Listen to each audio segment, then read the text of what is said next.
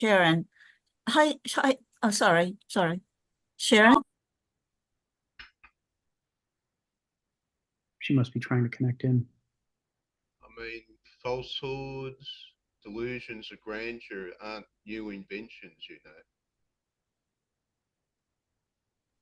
I need the link for today. Oh, if you go to, I saw it in the, let's see, not the Toronto meetup link, but what was it under not North Carolina?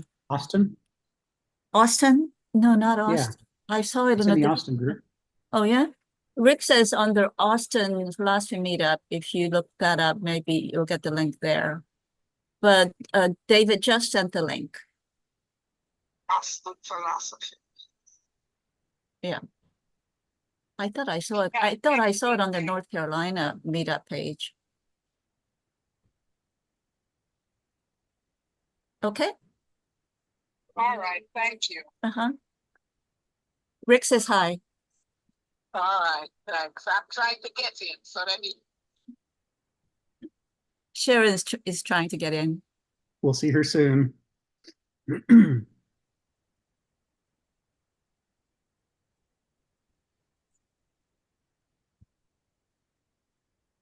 I got a quote I have to find while I'm waiting for Sharon to join. Give me a second. I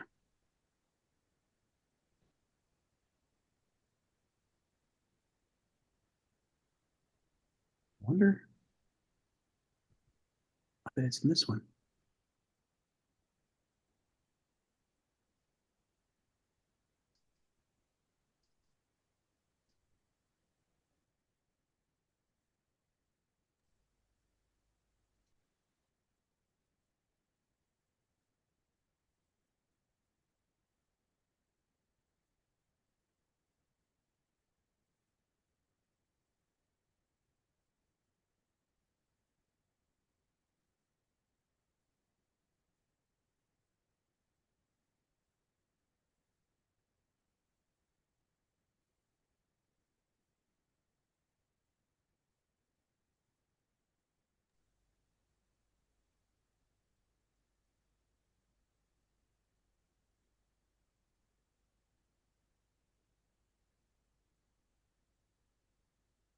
I'm going to give her a couple more minutes, and then we'll go ahead and start. But she could just use a previous week's link, couldn't she?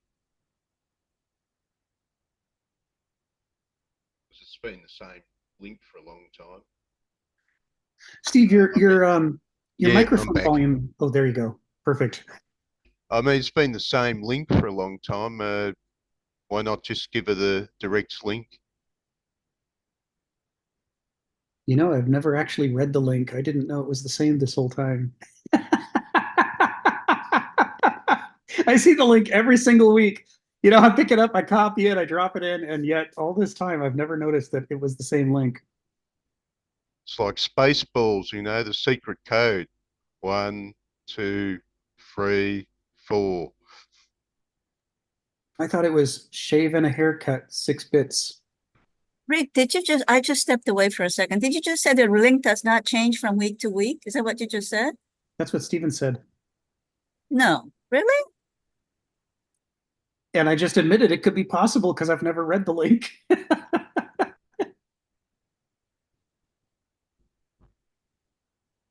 Okay. So if you just send just send her the usual link. Where are we? I'm going to go ahead and get us started. Where's your? I think that's the link you're using at the moment. Yeah. Oh, yeah. Is that the usual link? Could be. Beats me. No idea. Never read it. Nor do I. I look right at it and I don't see it. Now that sounds like a metaphor for something. I think Heraclitus has some things to say about that. Sounds like the eternal return to me. Right? And yet, for all of us who look past it, Stephen actually noticed. He looked at it. So that tells us something. I was actually wondering about masterly egos.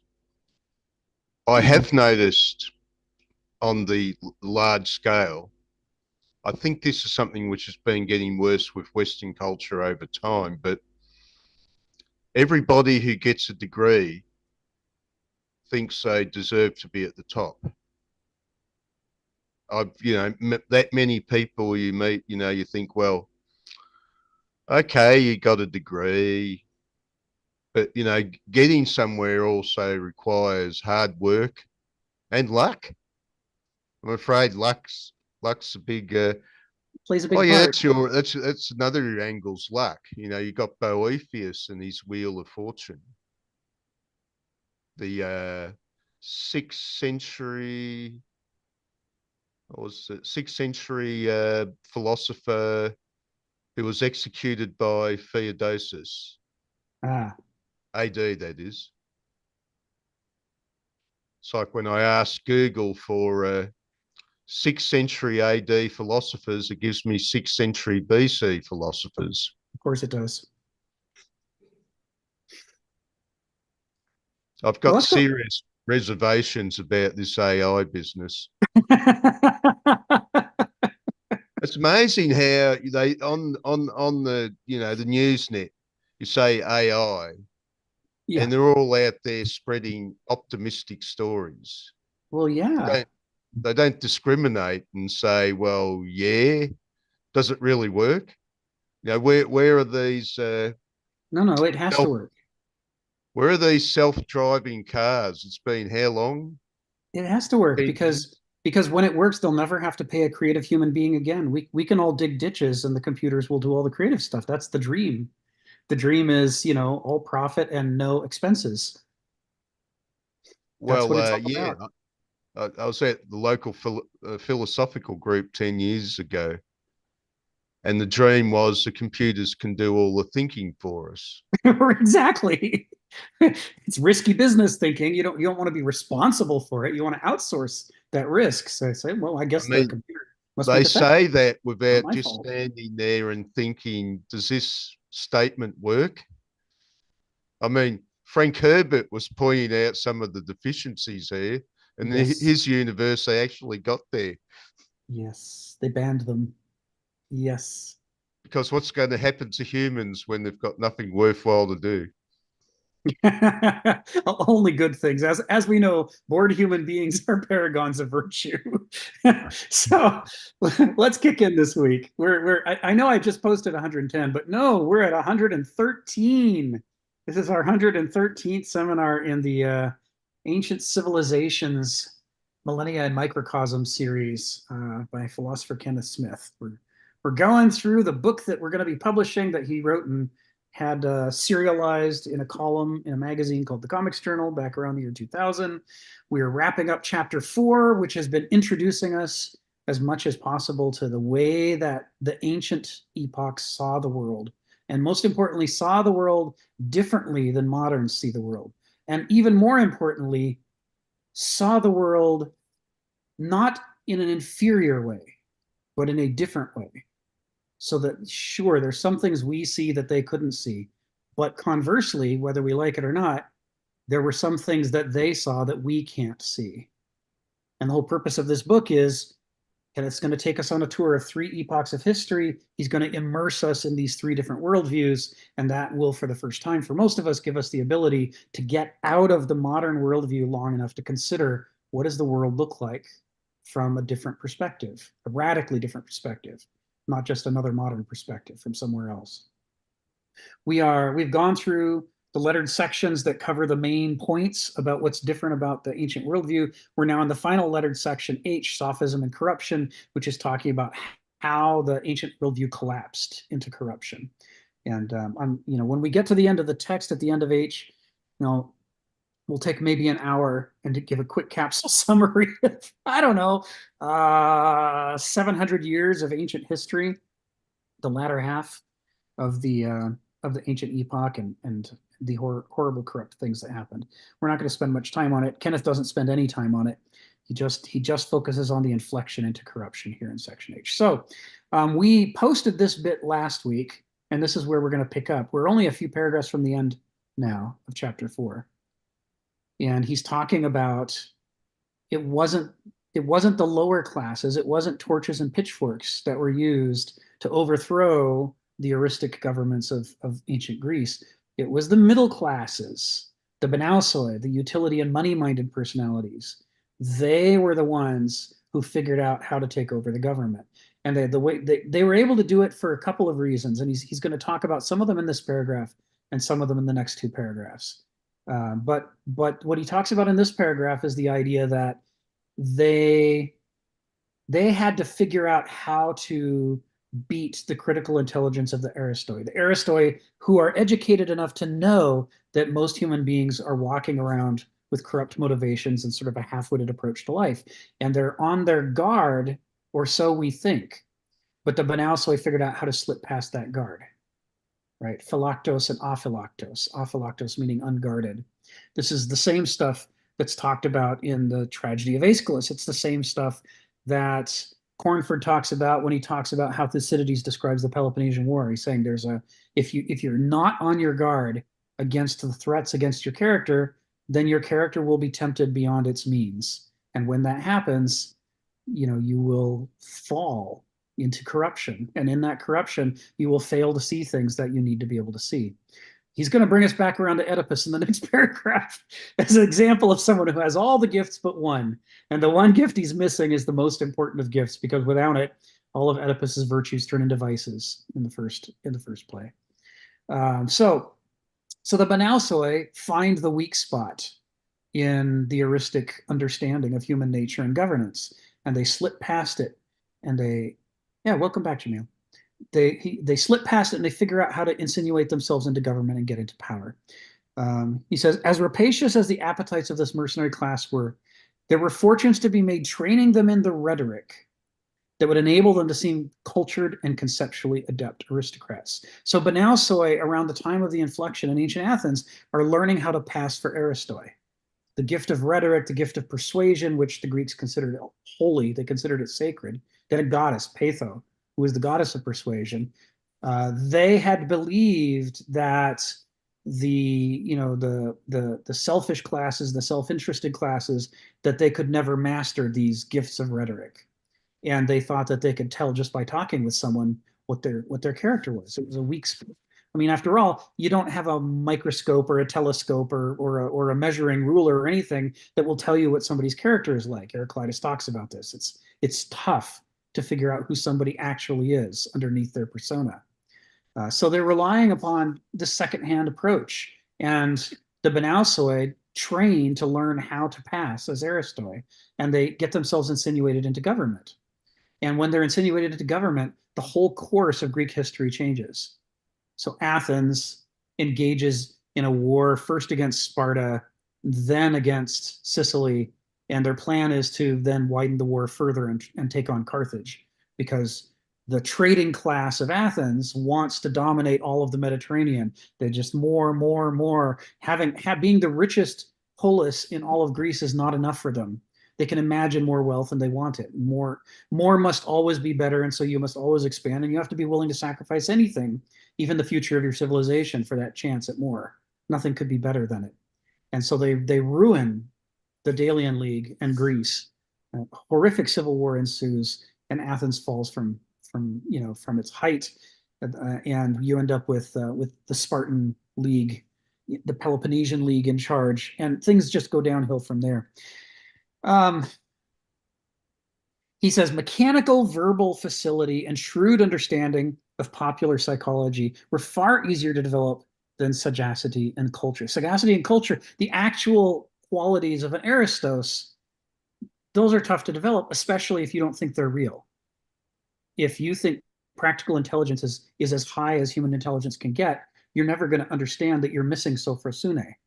You'll never try to learn sophrosune, and you're not competent to learn it anyway. If you don't perceive it, you don't value it, it means nothing to you. It's just some sort of rhetorical trick.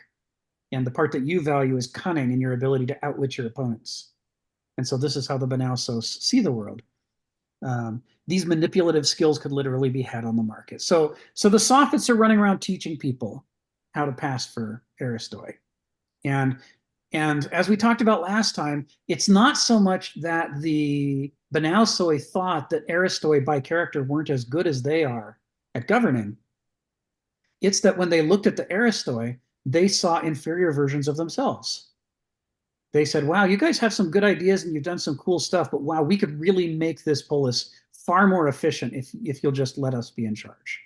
We'll just, the more competent, they see it as a meritocracy, the more competent people, the ones who can really squeeze a dime for all it's worth, those are the people who ought to be running things. And so they helped by displacing the Aristoi and taking over governance. From their perspective, they didn't see what they were doing as any kind of characterological revolution, right? Because to them, there's no such thing as an Aristos. Or if there is, they're an Aristos. Then Banausoi must be the Aristoi. They see a bipolar world in which on the one hand you have appetitive people who the Banausoi think ought to be slaves, and then on the other hand you have the Banausoi who the Banausoi think ought to be in charge of everything. And they think there can't be a third type. There's only those two types. That's all the Banausos can see. So if he looks at an Aristos, he sees sort of a, on again, off again Banausos. Says, well, sometimes I'll praise you and sometimes I'll insult you as being a little too subjective, not enough focused on money and profit, but, you're trying there, buddy. And, I praise you for it, but, step aside, sonny, you got to let your superiors run the place. I'm taking us through this paragraph because we mostly went through it last time, but I want to pick up the conversation where we left off.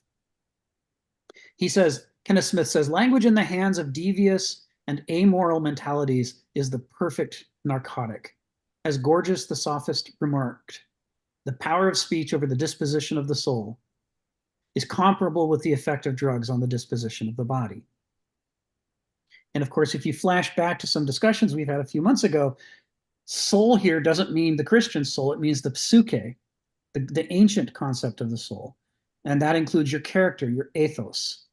So we're talking now about the same stuff that Cornford and Thucydides and Aeschylus are talking about. We're talking about how does a character get corrupted? The disposition of the psyche. And likewise, when he says disposition of the body, he's talking about, the somos. So the psyche is, remember this saying, the psyche is to the somos as the phusis is to the cosmos. What is the lawfulness, the hidden harmony that drives the external surfaces of things? The Greeks see this dual nature in which you've got this cosmos that's well ordered. The trees grow in the right season and the leaves fall in the right season and it survives the winter. All this stuff that seems to be coordinated on a scale human beings have never managed to do. And yet the things you can see on the surface aren't the explanation for why it works. There's a deeper layer at work, which they call phusis, or becoming. And that's the lawfulness of nature. It's the flowing, it's the changing, in which nothing is only what it is. It's also the fruit of its past self, and it's the seed of its future self. Everything is transforming. And that transformation, despite the fact that everything everywhere is all simultaneously transforming, somehow it's all coordinated into a cosmos. So they're saying, what he's saying here, what Gorgias is saying here, he's saying the same thing is true about the structure of a human being. Why we do the things that we do is not apparent by, measuring the size of our nose or our height or our skin color. You have to look beneath that to our character and say, what is the nature of the character inside the person? What is the configuration of their psyche, their soul? And that tells you why they do the things they do. And the problem is, as with nature, where Heraclitus warns us that that phusis, which underlies the cosmos, is not an obvious thing, but is a hidden harmony. He says the exact same thing is true of the psyche, the soul in a human being. He says you could travel your entire life searching all the byways of just your own one soul, and you'd still never get to the ends of it and fully understand it, such as its profundity. People are very complex and very deep. We are animals that inhabit two infinities. We're amphibians, the infinity around us of nature and the infinity inside us of our own complex, deep, obscure natures. So if the oracle at Delphi says, Gnothi seauta, know thyself, because you have to study what the hell is going on inside you to generate any freedom or individuality, then in that light, you're intended to read what Gorgias the sophist is saying. Not just as a bumper sticker, simplism, but that speech has this potent, addictive, and transformative quality on your own character. And if you don't know your own character, then you don't understand how you are affected when you hear somebody else talk, or even when you talk. It's affecting you powerfully. But what that effect is, do we even know? Do we even have the capacity for freedom under those circumstances if we don't know who we are? All these questions are being raised by this statement. So we'll come back to this, but Joe's been waiting. So Joe, come off mute. Tell us what's on your mind. I mean, I think that actually, one of the more interesting lines there is the idea, the mechanical, or it was a moment ago, I just had it up there, where he says at the end of the mechanical verbal facility and shrewd understanding of popular psychology were far easier to develop than sagacity and culture.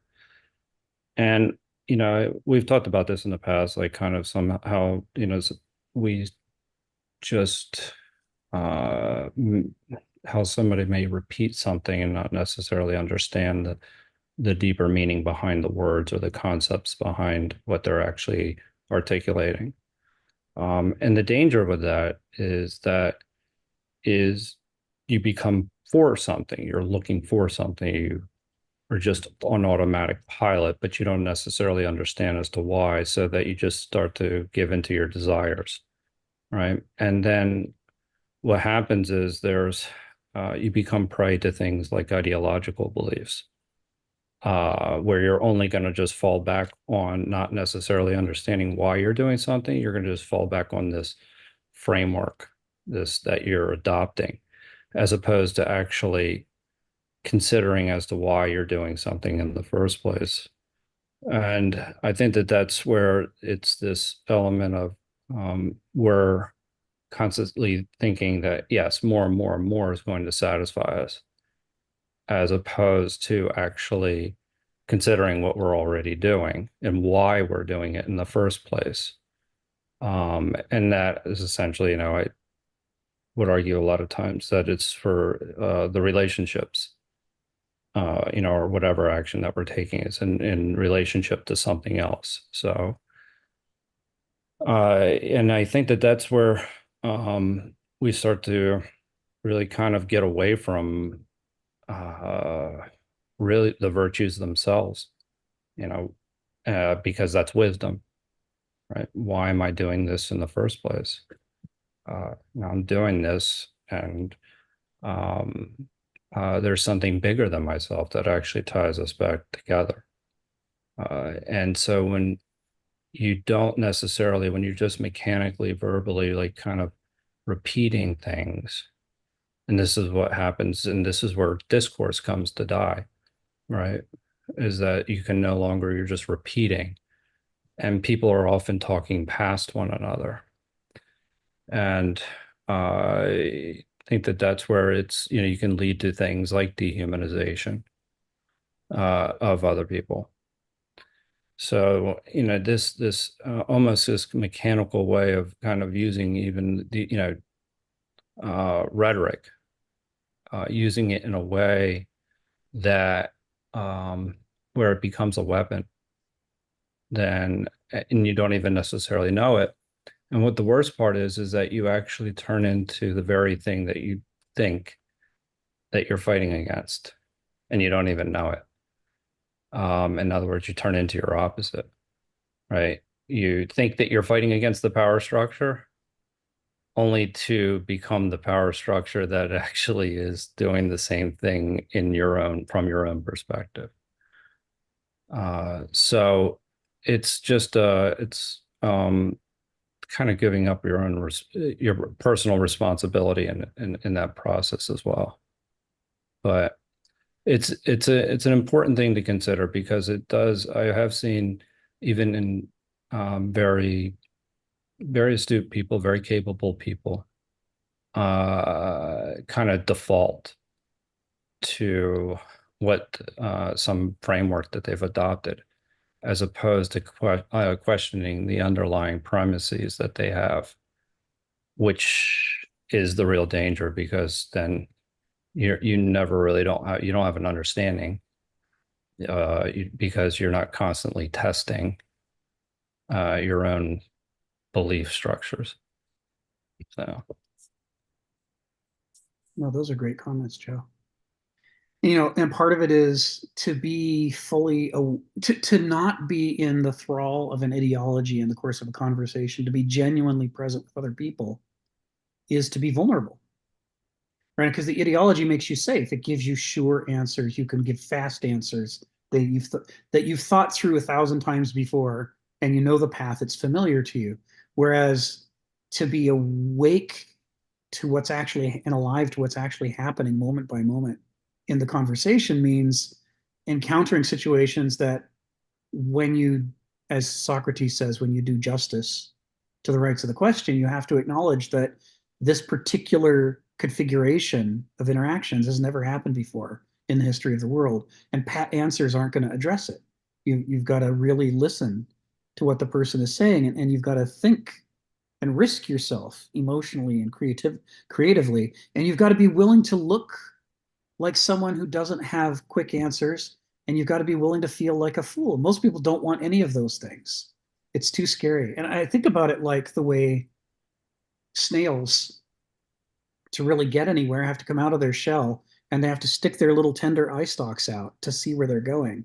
But if anything jostles, if you reach out and brush the eye stalks, they pull all the way back because they're afraid. And you know, this is the human being trying to decide, do I come out of my ideology and be alive, or do I stay where it's safe and I feel comfortable? You know, it's always a risk. And for many people, they just don't ever come out of their shell anymore. Their whole life is just lived by the ideology. And if I may, just for a moment, the psychological aspect of it, I mean, it's just like you have a process for how to handle a problem, right? And then so you're able to dissect it and take, kind of any situation and make it manageable, right? Mhm. You never ask why you're managing that situation in the first place. Those deeper level kinds of questions as to why, what is coming up for me, and as to why is it coming up for me. So that's the psychology aspect of it. When he talks about that, it is this distinction between psychology and philosophy, right? I mean, psychology can give you a set of tools in order to be incredibly effective, but it will not answer that deeper level question as to why you're doing something in the first place.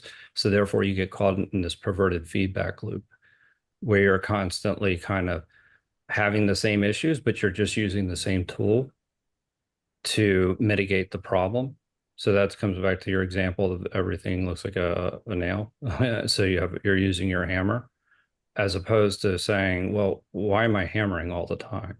Yeah. So, I mean, and so not that, you aren't going to have to use those tools, but why are those things? And that's knowing yourself, essentially. Why is this coming up for me? Yes. The influences. Anyway, thanks. Yes. Yeah, this idea of kind of cheap, shrewd pop psychology and how dangerous it is, and how a Banalsos who absolutely doesn't recognize the importance of psychology for healing people absolutely recognizes the importance of psychology for manipulating people. I mean, one of the best examples is Hermann Goering's famous quote, right? Why, of course, the people don't want war. Why should some poor slob on a farm want to risk his life in a war when the best he can get out of it is to come back to his farm in one piece? Naturally, the common people don't want war, neither in Russia, nor in England, nor for that matter in Germany. That's understood. But after all, it's the leaders of the country who determine the policy, and it is always a simple matter to drag the people along, whether it is a democracy or a fascist dictatorship or a parliament or a communist dictatorship. Voice or no voice, the people can always be brought to the bidding of the leaders. That is easy. All you have to do is tell them they're being attacked, denounce the peacemakers for lack of patriotism and exposing the country to danger. Works the same in any country. This is a Banalsos explaining what psychology looks like to him. This is the part of psychology that's visible to him, the part that is a tool, like a hammer, like you said, that he can use to manipulate people with. that he sees. That there's anything deeper to Gnothi Seauton than where are your buttons and how do I push them? This is inconceivable to a Benausos.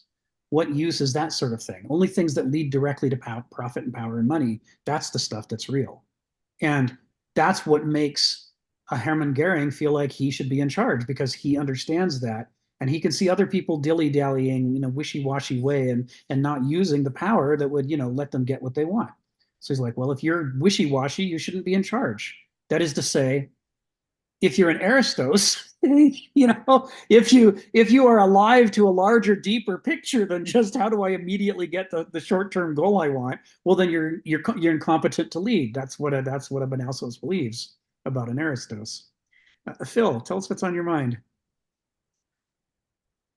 Yeah, I wonder whether it's not a problem that human beings, whether we were given the gift of God of free will, or whether just through evolution we have developed an intellect that transcends our sort of true nature.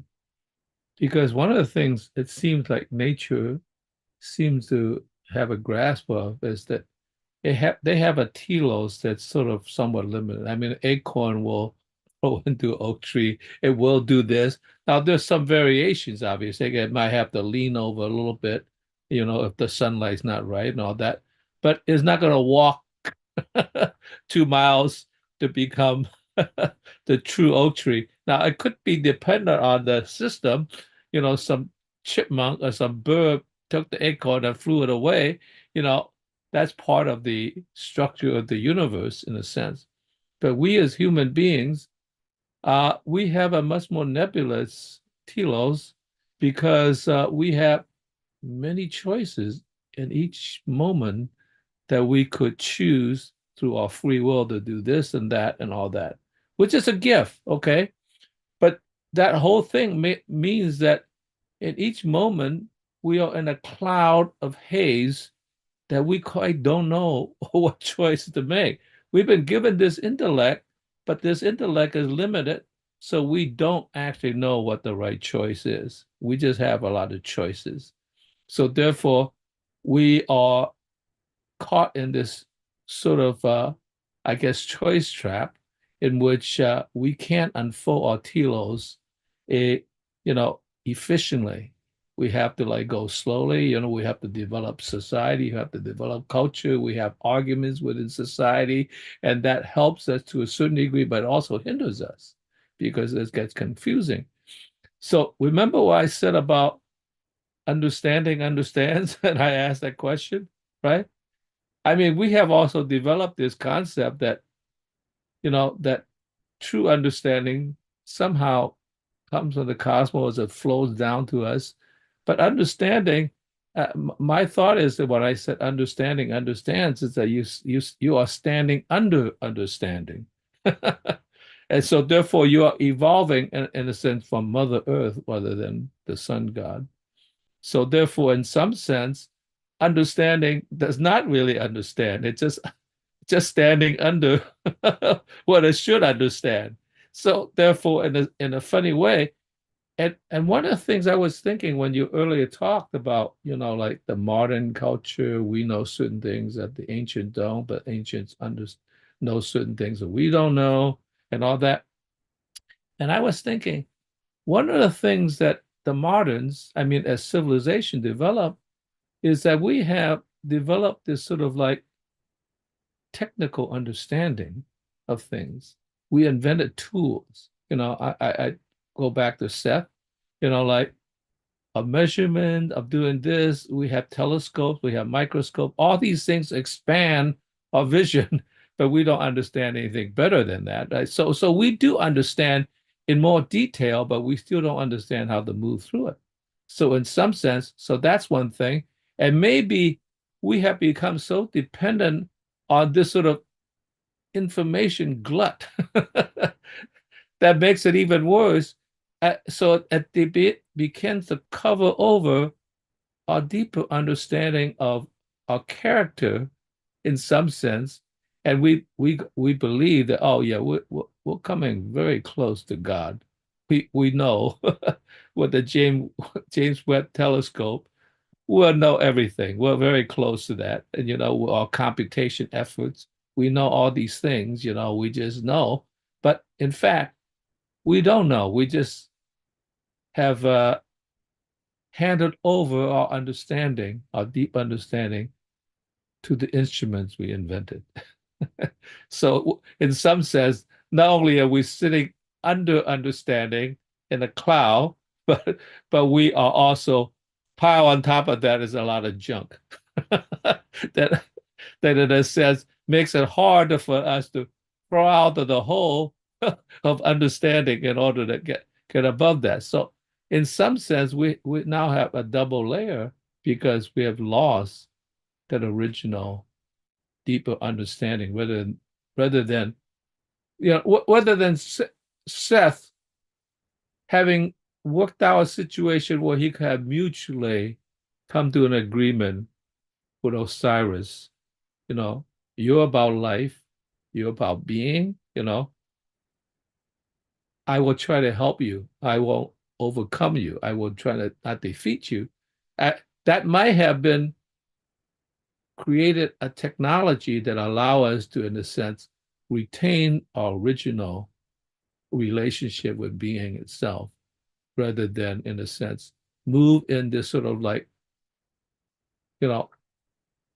we're off road with a pile of junk that, in a sense, hinder us. So I think that's because we have the true advantage of having the freedom to choose, and the freedom to choose our telos, but we don't know how to handle it. We can't handle the telos that we've been given. That's my thought. Understanding does stand under understanding, but we have made it difficult to stand under what that telos of understanding really is. That's it, Phil. Thank you, Phil. That's great. That's great. I got a question as well from Jamil that I want to talk about in a moment, but first, James, come off mute and tell us what's on your mind.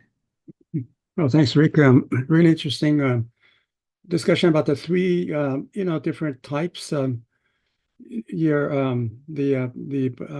Duloi seems to like someone who's close to nature and just only cares about his immediate needs and desires and so forth. But the Duloi seems to be closer to a kind of essential sense of being who he is, right? Or he or she is. Someone who works on a farm or closer to nature. And the Banausoi seems to be the economic person who is very, in the market, doing the art of the deal, someone like Trump. And his niece is a psychologist, a PhD psychiatrist, and she's always making comments about him. But the idea that there is this Aristoi that is the one who has the character, the true character virtue, and is and should be the person who rules. So would you consider like Plato as someone who represents the Aristoi? And because he talks about the sophists in his dialogues, and it sounds just like you described. They're really talking about self-interest, and their sophistry is really about self-interest, and so they have no character to rule. Well, it's a great question. So Kenneth would say it's when you read Plato, it's obvious that he's an Aristos. Only an Aristos would write the way he does and make the observations that he does. He evinces a value system that goes beyond the kind of strictly formal systematic thinking of a Banaussos. It certainly goes beyond the merely experiential thinking of a Doulos. But Kenneth says it's a mistake to think that Plato represents a typical Aristos. He says Plato is a very unusual Aristos. For one thing, he's a poet, not a philosopher. He's a poet who loved a philosopher and was very angry when the city treated that philosopher badly. And So he identifies with philosophy and philosophizing, and he does his best to do it. But a lot of the things that he does are atypical for philosophers in the ancient period. And then when he starts out with a Heraclitean bent, and I've been doing more reading on him this year. There, you can see in the dialogues there's a change that you can put them into two groups. There's a group of dialogues which is sort of more generically eristic, and those are the early ones. And then there's a later set of dialogues that are different. And the hypothesis is that he went and studied among the Pythagoreans.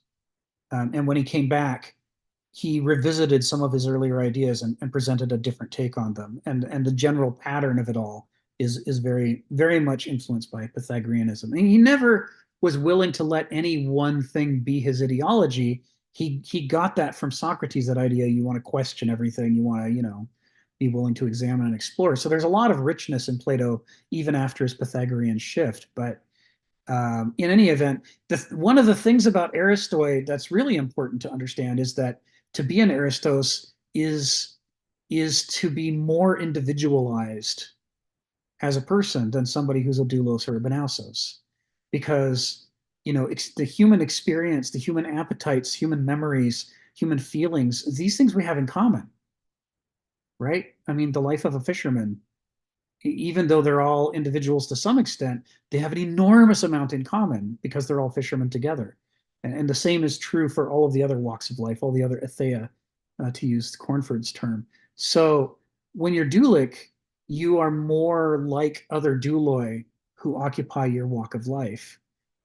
Benausoi negate that, and it creates the possibility for very different kinds of personalities, but they still fall into line based on what is their ideology, what's their formal system. Are they mathematicians? Are they logicians? Are they economists? Are they lawyers? What is the craft and its accompanying ideology to which they have subjected their mind?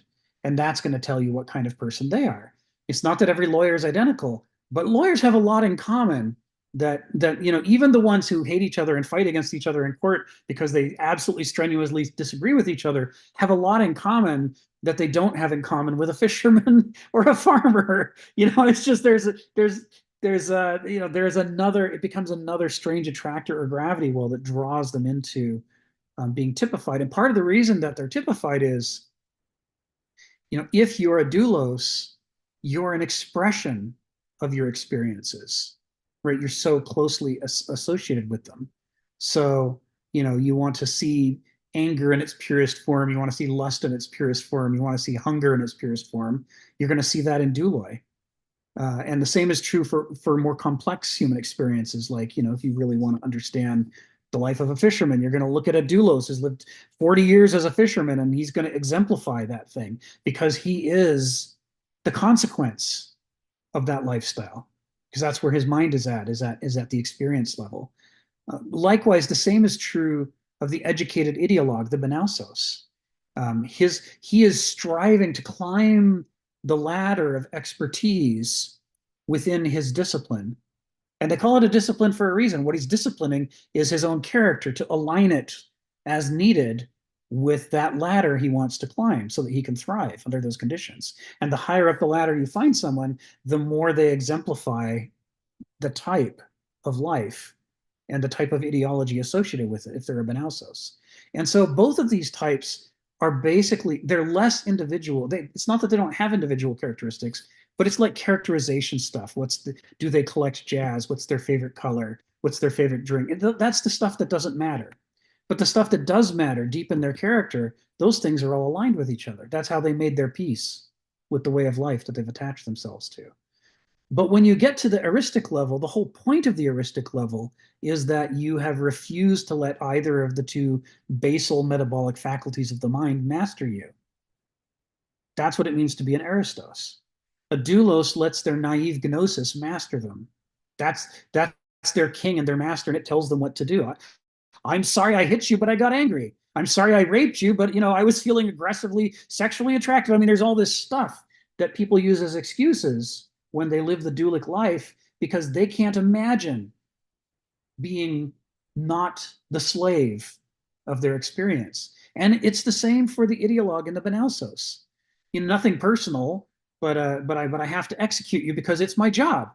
But you shouldn't feel bad about it because I'm a professional. So I'm not angry at you, and that should comfort you. It should comfort, as I put a bullet in your brain, you should feel good about the fact that I hold no grudge against you. This is what the benausos imagines to be, kindness. This is the professional respect. And you see the same thing with lawyers. Yeah, it wasn't my day in court, so unfortunately, my guy who didn't do anything wrong is going to go to jail for the rest of his life and possibly be hanged. But I did my part. I followed the rules, and this was the product that came out the other end of the rules, and so that's the way it is. It's a formal system, and I have to express it. Both of these types are letting themselves be slaves of one of the faculties of their mind. The whole point of an Aristos is that you can't live a fully mature, adult, fulfilling, moral, individualized human life until you understand that neither of those faculties deserves to be your master. The reason that the Aristos harnesses them together into a dialectical system is each of them is strong, and so you pit them against each other. I'm going to critique my experiences using my systematic intelligence and education. I'm going to critique my systematic theories using real world experience to point out when my beautiful theory is bullshit. I'm going to try to pit them against each other in a cage match so that I don't have to be a slave. So that rather than them dominating me, they dominate each other. And that gives me the freedom to be somebody other than an expression of my experiences or an expression of my ideology. So the result is, the answer to the question is Plato a typical Aristos, would be that it's very hard to typify Aristoi. It's in their nature that they are more different from each other than a doulos is from another doulos, or a benausos from another benausos, or even than a doulos is from a benausos. Aristoi are the level of adult thinking at which you start to become an individual. So, it was a good question, James, and I think hopefully the answer is illuminating to help to show kind of what the difference is between kind of the mind that we're supposed to grow into and the ones that in the modern world we get stuck in instead. Well, in our present government, usually, a lot of the lawyers are the ones who go into politics. And are they close to that kind of definition of a aristoi that you're talking about? Could they become an aristoi by taking on some of the responsibilities as government officials, because they can, even though they were trained as lawyers, they could be knowledgeable about other areas of professions and so forth, that and understand society as a whole, in terms of douloi and benaussoi, that they could have this kind of deeper understanding. But of course, you see in government that there are all different kinds of types. I think there might be possibility of more aristoi among Democrats that we see in our, because at least they believe in the Constitution, which is maybe established in some sense of virtue and character, right? By certain established, ideas that are, in the Constitution that was written. So if you have a Constitution that's, defines what our goals are and our, ideas or ideals are, could that, shape the one's character into more of an aristoi? So, yeah, one of the things that Kenneth Smith talks about this, and this is a good discussion. I mean, it goes towards some of Jamil's question as well. So I'm glad we're talking about this. We'll get more into it in a moment. But in general, I mean, Kenneth would say there aren't any aristoi in the modern world. The 500 years of the modern epoch have committed characterological genocide, and the whole structure of the world system is designed to prevent people from ever getting beyond the two basal types that we go through in our life. The majority of people are stuck at an experiential dualic stage from the Greek perspective, and the ones who escape into a intellectual stage, into the Banausic stage, but nobody gets past that. Well, I mean, you might find some failed, broken Aristoi who are homeless or in prison or in mental institutions, or the alternative is they're dead.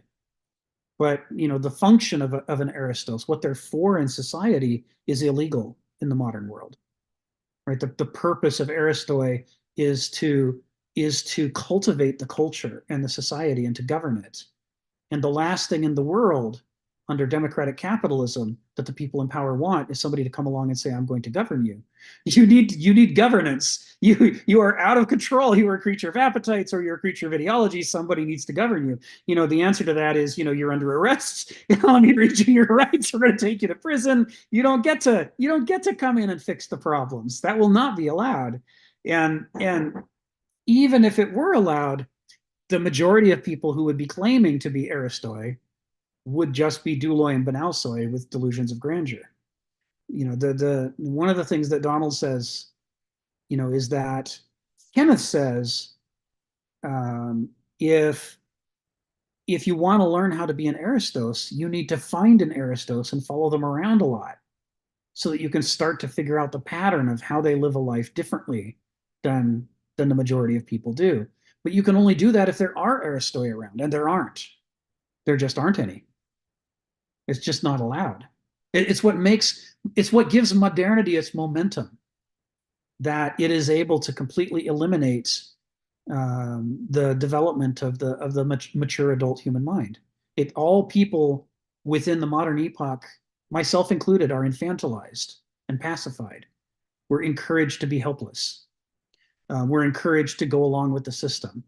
And by encouraged, we mean we are given a certain number of carrots, but we're given a large number of sticks. It's not a coincidence that the United States is the greatest, prison country in the world. We have more prisoners, we have more of our own population, a greater percentage of our own population is in prison than, name any totalitarian state in the world, and they're nothing compared to how many people we jail.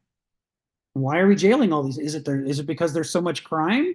Like the law and order people are always saying, more money for the cops because we gotta prevent the chaos that will break out otherwise. That's not the reason. The reason is you submit to the system, or we will, put you on timeout. Everybody must either comply or be put on timeout. No, there are no exceptions. So there's no place for somebody to come and critique the system and correct it. That's not going to be allowed anywhere.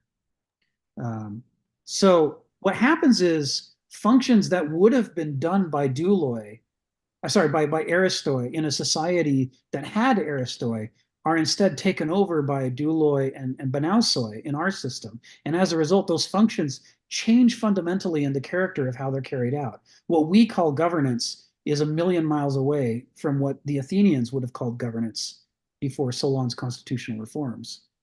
We are very focused on the letter of the law. Democrat or Republican, it doesn't matter. Very focused on the letter of the law. We're very focused on all of the money has to add up and be accounted for. So there won't be any disrupting, the relationships based on money. That stuff has to be protected. That stuff is sacred. Human lives are not. You can kill as many people as you need to, as long as you protect the relations of money and law and the other formal systems that make the modern society go. Both parties believe that. Mm-hmm. They just express it differently. Well, at least you're, someone like you is critiquing the system, right? And so you are still a believer somehow in this kind of Aristoi character. And so I get the sense that you're still have this aspiration that that kind of a character can be possible. Yeah, I'm following in Kenneth's footsteps here. And in addition to his, I'm following in the footsteps of Hegel and Kierkegaard and Nietzsche and so many other people who've critiqued the system and saying that this can't be all that there is. I don't buy the notion that this is the best of all possible systems. And I don't buy it because I don't conveniently forget about the Holocaust, the gulags, ecocide, all the terrible things that we do in the world and then shuffle off to the side and try not to think about. I don't forget about that stuff. I don't say, industrialized slavery, which went on for centuries, was an anomaly and now we're past it and we're all good people. I look at it and I say, well, if that's true, then why is Haiti still paying reparations to France? A century later, a lot of France's wealth comes from extorting money out of Haiti for daring to overthrow the French slave masters. How dare they? Well, if we don't believe in slavery, why are we still punishing them for overthrowing their masters? Because we do believe in slavery. We just don't call it that anymore.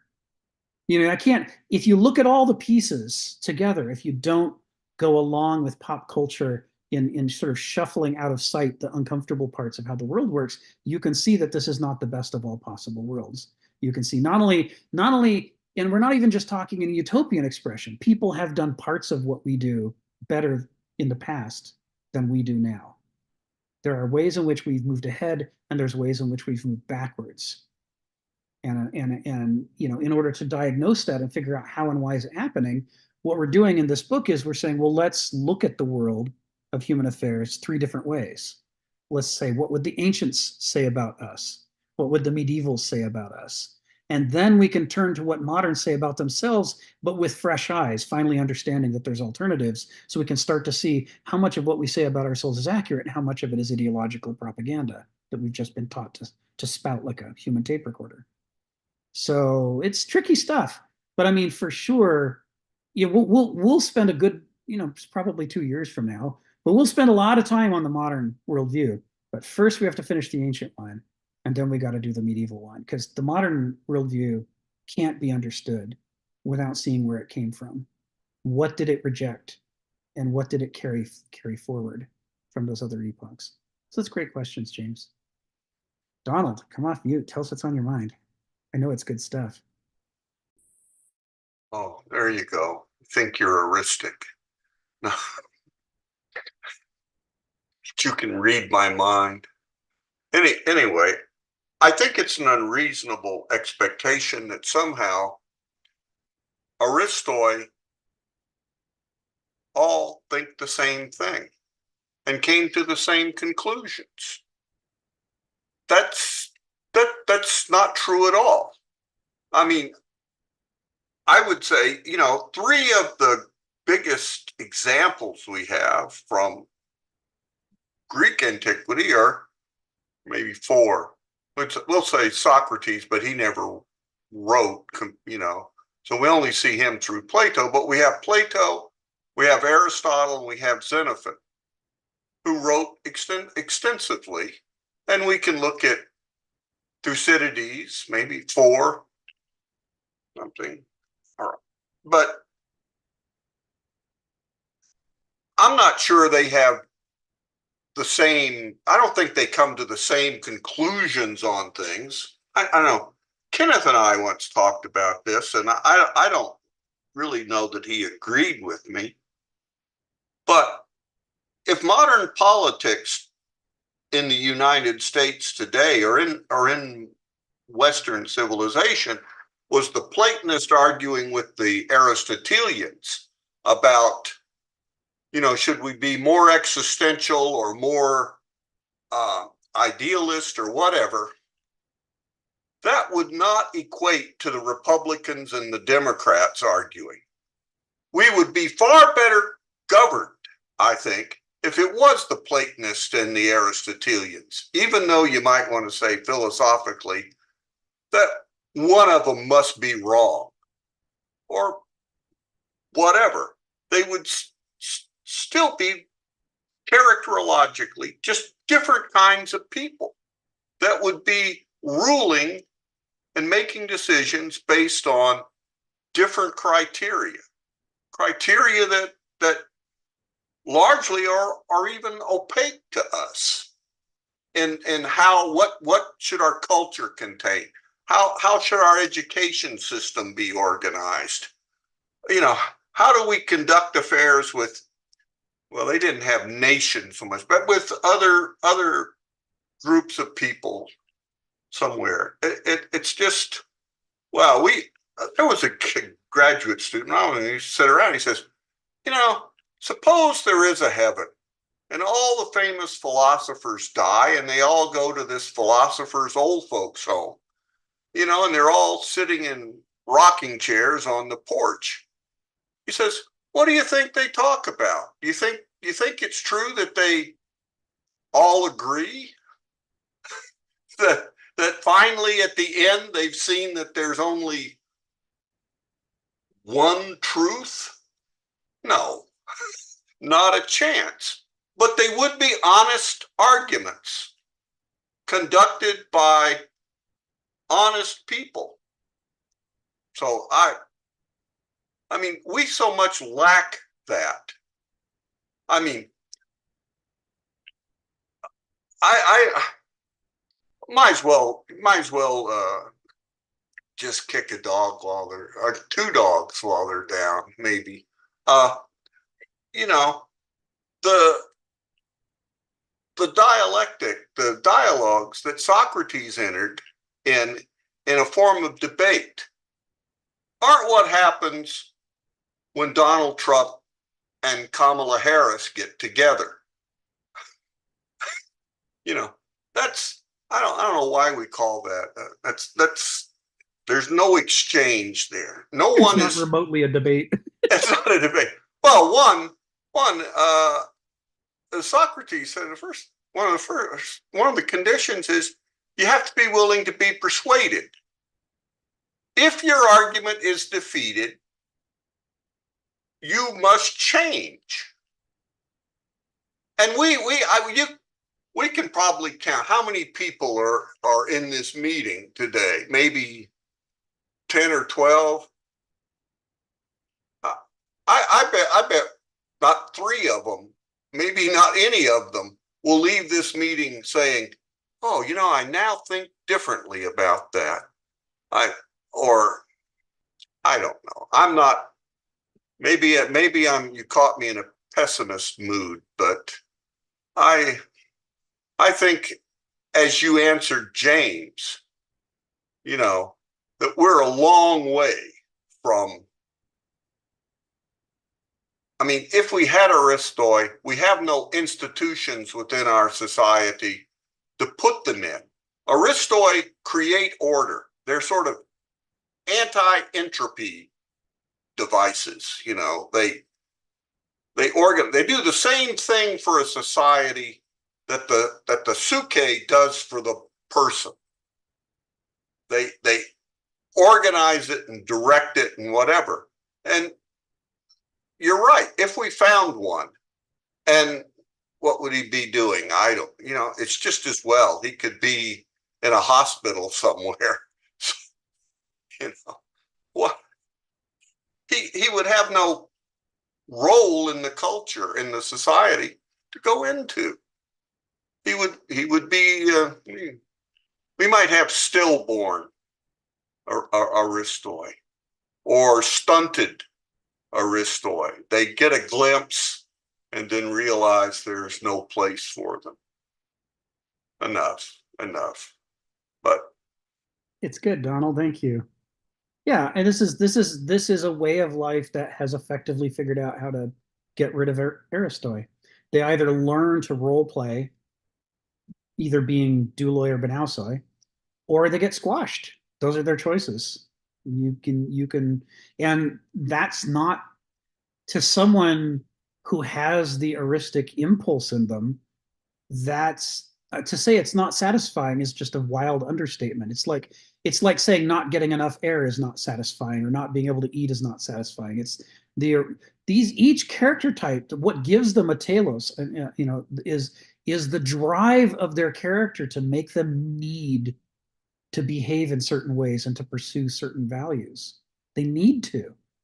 And if you have a human being who needs to fix the problems and who is not only not allowed to, but punished for trying to, you have someone who's going to end up, you know, a permanent alcoholic, you know, permanently on so much lithium that they just sit there dully all day long. I mean, they're going to be squashed, or dead. Those are their choices. It's a kind of hell, you know, to live a life in which the core design of your life that's trying to unfold from within you because of your character is at every turn, you know, being inhibited. It's like a cheetah that's never allowed to run. That's going to be a miserable cheetah for the rest of its life. You know, like Phil, I pay a lot of attention to Korea. I'm not Korea, Ukraine. I watch all the little, not all, I watch several YouTube channels that report on what's happening. And one of the guys I listen to, of course, he has a Ukrainian accent, and he talks about US politics. And he says US politics is in a state of chaos, but he can't quite pronounce chaos. And he says cows. And I think, I think this guy has discovered something profoundly true about US politics. We are ruled by cows.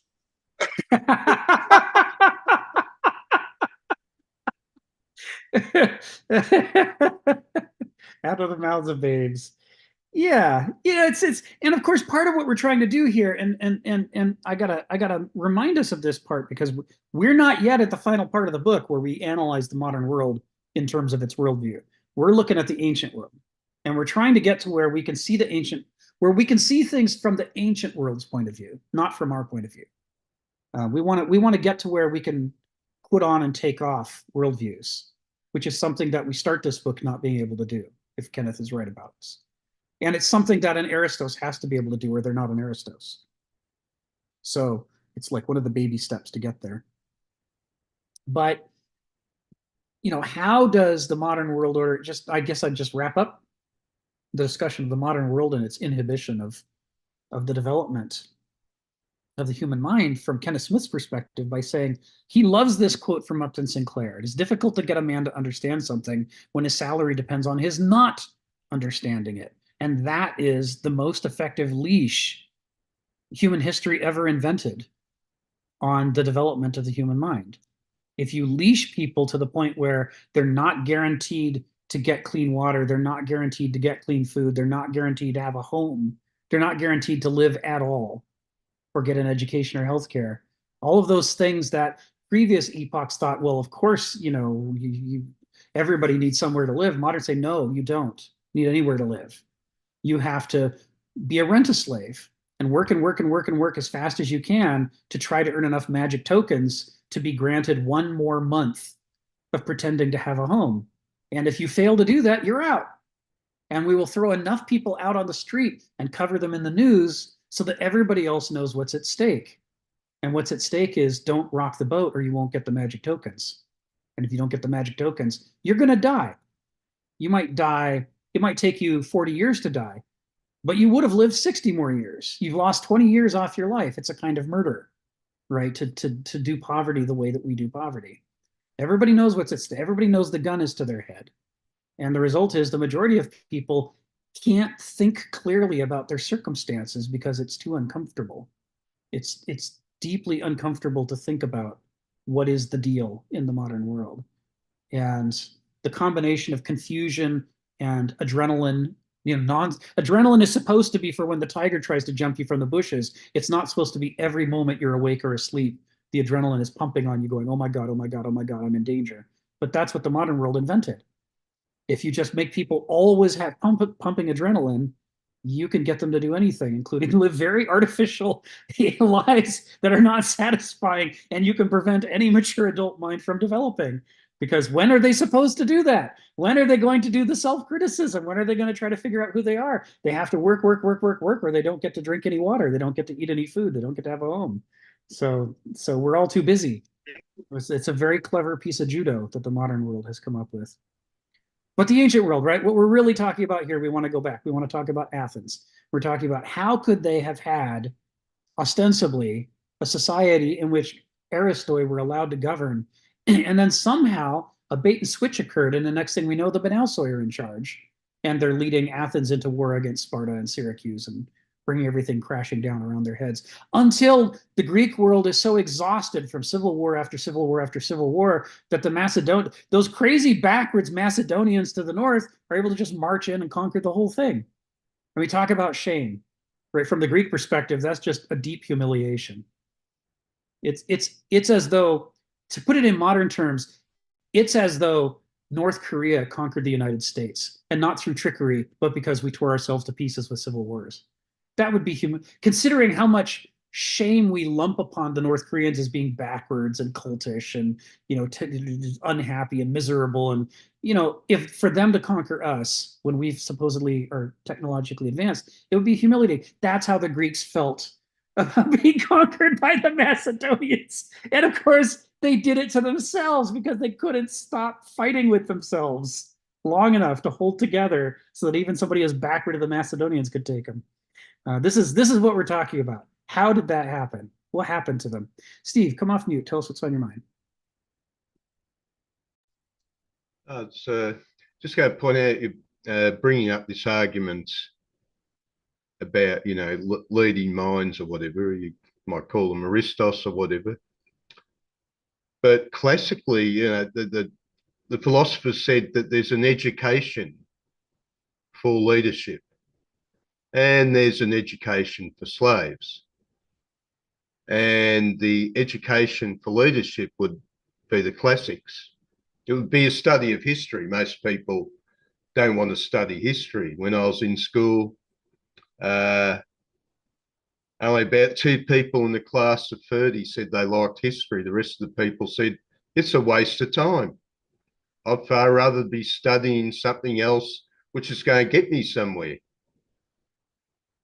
I was looking at Samuel Todd's, one of his lectures, and he came up with an interesting point. That is, so he claims, he's met a lot of the leadership of the Western world.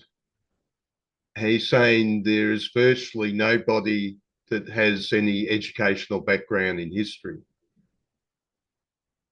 If you remember JFK, that was like his major. Profiles in courage. Yeah, and okay, there's something funny going on here where the entire leadership of the Western world only knows business school and office politics, doesn't know the classic stuff.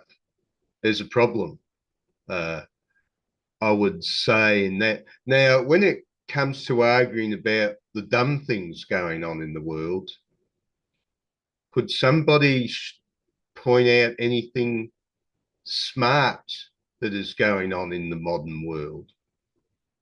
Because I'm struggling to find stuff that's smart. Don't tell me about the dumb stuff. There's plenty of dumb stuff.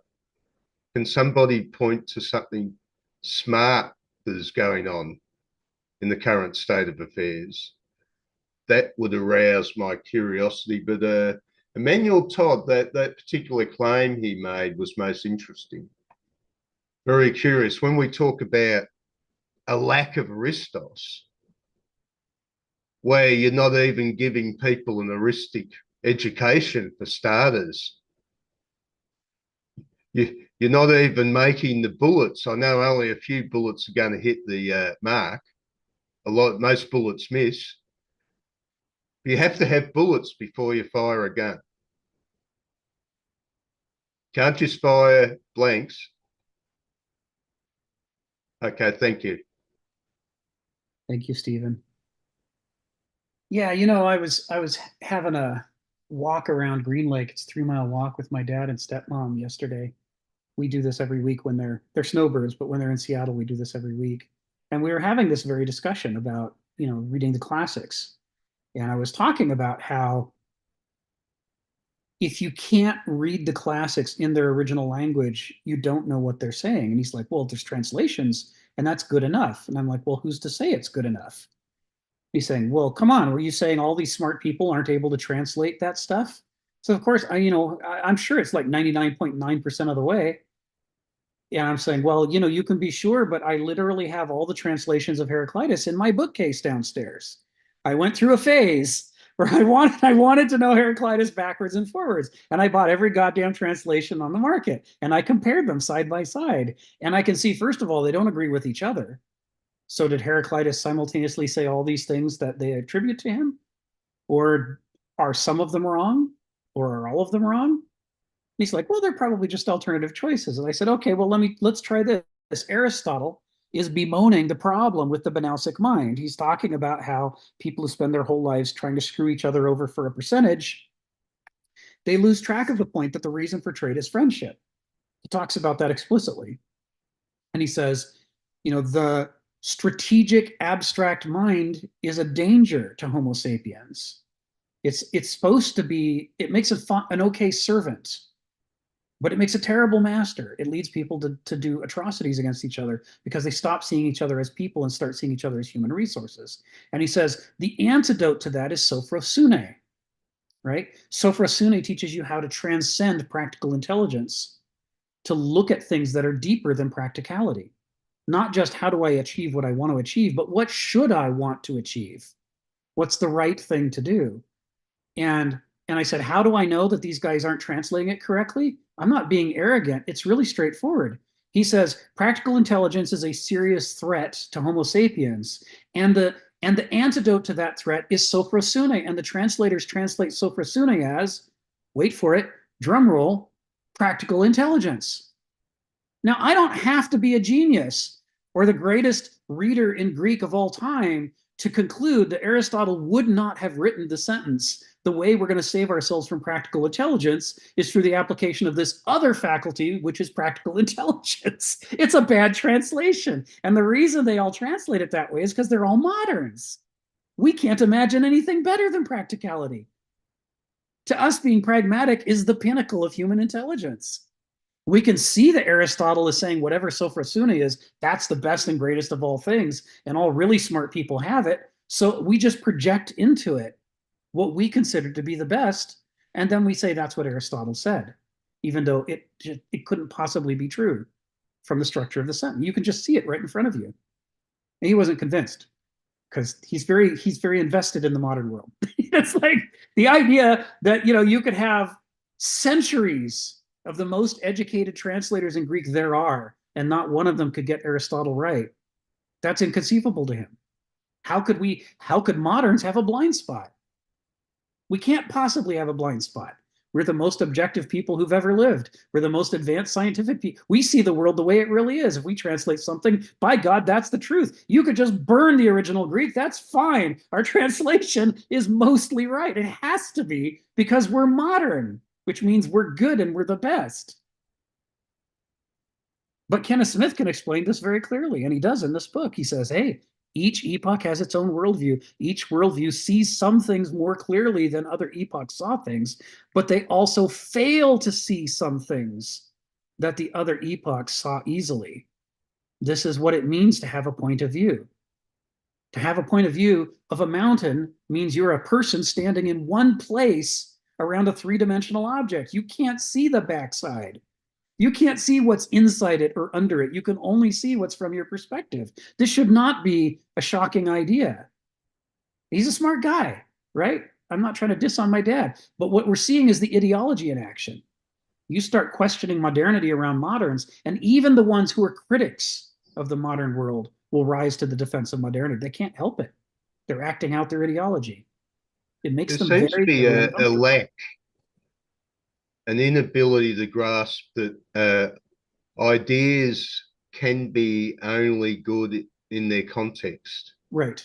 Right. People seem to think, well, a good idea is forever. Right.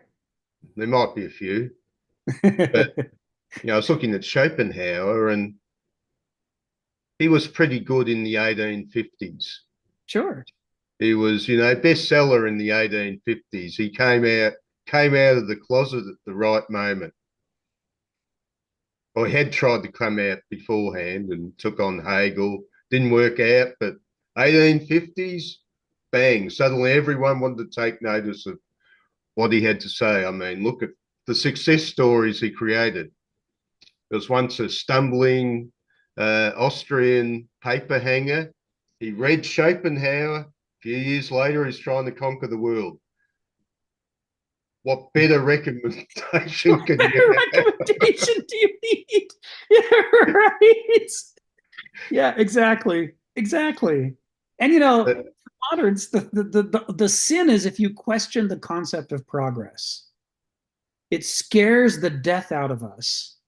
If progress isn't a great force in history, if there isn't a magic hand out there making everything better decade after decade, if it's possible that we're fucking things up beyond all hope and that we're not going to be rescued by a magic safety net, moderns piss themselves because they've been pinning everything on the idea of progress. It needs to be true that however bad things are now, they're still better than they were in the past. Don't worry, dude. The robots and the AIs just around the corner. That's right. Robots will come along and rescue us in everything. That's right. That's right. God will program the computers for us to make sure we don't screw up the programming. It couldn't possibly. My challenge is if anybody can tell me, point to some smart things happening somewhere. I'm curious. Yeah, well, people will point to clever things. Lots of clever things happen, but do wise things happen is another question. So anyway, so this is what we're talking about. You know, to the Aristos, the idea that human intelligence is flawed, and it's flawed specifically by our mortality, which to the Greeks means three things, not one thing. It doesn't just mean that we die, although the Greeks took that as a given. They didn't believe in heaven or hell. Any reading of Hades and the Elysian fields to make them look like heaven and hell is a later distortion of the Greek ideas. Theirs was more like the ancient Hebrew Sheol. You know, after death, it's not any kind of life worth speaking about. Nothing important really happens after death, as far as they were concerned. This is where you have to make your impact. It was more of a Viking concept. So, but it's a problem that we die. They recognize that, but they said there's two other major parts of being immortal. And moderns don't like to grasp these parts. The second part is not only do we die, our creative works die, right? We make a beautiful building and then it falls down. We write a book and it gets burned. You know, the things that we make to try to live on after us don't survive either. That's a real bummer. I mean, I don't know about you, but there have been parts of my life where I seriously consoled myself by saying, I may die, but at least I can do some good that will live on after me. And the Greek conception is, well, for a while it will, but not forever. It's going to fail too. But the Greeks still didn't think that was the worst thing. They said the worst part of being mortal is that we're so stupid. All of us, the best of us, we're so stupid. We're in a world that is so complex. To do the right thing requires understanding more things than we can fit in our head. We're constantly being fooled by the piece of information that we're missing, right? Like Oedipus, which Kenneth talks about in the next paragraph. The lesson of Oedipus isn't look at this screwy guy. He murdered his dad and he had sex with his mother. That's not the point of Oedipus. The point of Oedipus is he was the best and the brightest of his age. He was smarter than they were. He was more courageous than they were. He was more honest than they were. He had everything going for him except for one little thing. He didn't have sophrosune. That's all. He had all the other virtues. And the point that Sophocles is making is, it doesn't matter how many virtues you have without sophrosune, you've got nothing. You've got worse than nothing. You can be aimed directly at the thing that you absolutely would want least in the whole world. The Oedipus never wanted to kill his dad. That's why he ran away from home. And he certainly never wanted to marry his mom. He didn't want any of those things to happen. It's the things he was the most against that he brought about only because he was missing one little thing. And Sophocles' point is we're all missing that one little thing. Our entire species is missing that one little thing. And that makes us very, very stupid. And that's, to the Greeks, the worst and hardest thing about being mortal. And so in Aristos, in the ancient Greek conception, accepts that this is true. He doesn't lie to himself and say, well, I'm a pretty clever guy. I'm the smartest in the room. Look how smart I am. He doesn't do those things. That's what a Banausos does, or a doulos, although they're less prone to it. The Aristos says, God help me, I'm mortal. I'm going to do the best I can, but I know I'm going to make some kind of hash of this. Let's all see what we can do to minimize the damage. We have to act. Let's see if the action can be as non-horrible as possible. And we'll take it from there. Problem seemed to be failing to look at things he preferred not to look at. Yes, exactly. The gaps. Exactly. This was a time that was developing rationality. Yes. And rationality is a great tool. It's taken us in great 7-league boots strides across the landscape till we get to the moon. Right. But Goethe warned there's a problem. This sort of generalized thinking, it does all that, but there's Yes. gaps in it. You miss things. You miss things. And this might have been Oedipus's problem. Yes. He was just missing stuff. He had the eyes. He just didn't notice. He was no better than a blind man, even though he Yes. had good eyes. That's exactly right. He's looking right at his dad at the ford and doesn't know that he's his dad. He's just missing a critical piece of information. He never would have killed that guy. Never would have done it. The whole reason he was on the road was to avoid killing his dad. He was just wrong about who his dad was. You know, the guy who raised him wasn't his dad, and the guy in front of him being rude to him was his dad. He just didn't know. He's just missing a little detail. Well, he actually was warned. One of the, his drinking buddies told him, well, they're not your real parents. Yeah. And he didn't want to know that. Tiresias. Yeah, Tiresias. Well, later, Tiresias warns him again, but, you know, it's a little late by then. Yeah, or it's when he's still with these foster parents. Yeah, before he was, away. well, they're not your real parents. And somehow that gets lost. Yeah. This is something you got to check into, dude. Yeah. Well, he's like, well, what does that guy know? Of course they're my parents. That's what you would, if some random person came up to you, if your drinking buddy in the tavern told you that your dad wasn't your dad, most 9 times out of 10, you'd brush him off and go, yeah, you're drunk. Have another drink. And that's what Oedipus does. He brushes off the obvious falsehood, which unfortunately for him is the truth. And yeah, missing one little thing. But again, that's that thing, right? Oedipus doesn't have sophrosune. The fact that he doesn't know who his dad and mom are is the least of the problem.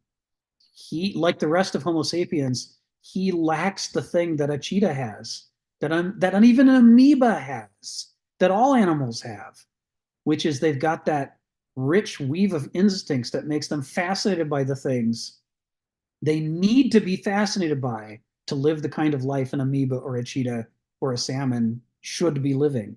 Evolution has worked hard on them to make them little works of art to have limited lives that point in the direction of health. And evolution played a terrible trick on us. It gave us creative intelligence at the price of stripping away our sophrosune. We can be enthusiastic about anything, including the things that will wreck us. You know, we're like, we have all the cheetah's enthusiasm for the gazelle, but we apply it to, I don't know, spreadsheets, legal systems, collecting Pokemon cards. I mean, anything but the health and vitality of ourselves and our species. We don't know what to be enthused by, unlike the cheetah, unlike the amoeba, and that's Oedipus's problem. He doesn't know which direction health and vitality lie. He brings all his values to bear to try to do the right thing, but without that one little tiny ingredient, it avails him not. Ari, come off mute. Tell us what's on your mind. Just add a little tiny comment to what you were just talking about. Sure, Jenny. I just read an article recently about these cheetahs, type of monkeys or cheetahs that starts with letter M. Does anybody know them? Anyway, they have names for each other. They Marmosets? Marmosets. Yeah, they name it. They have names for each other.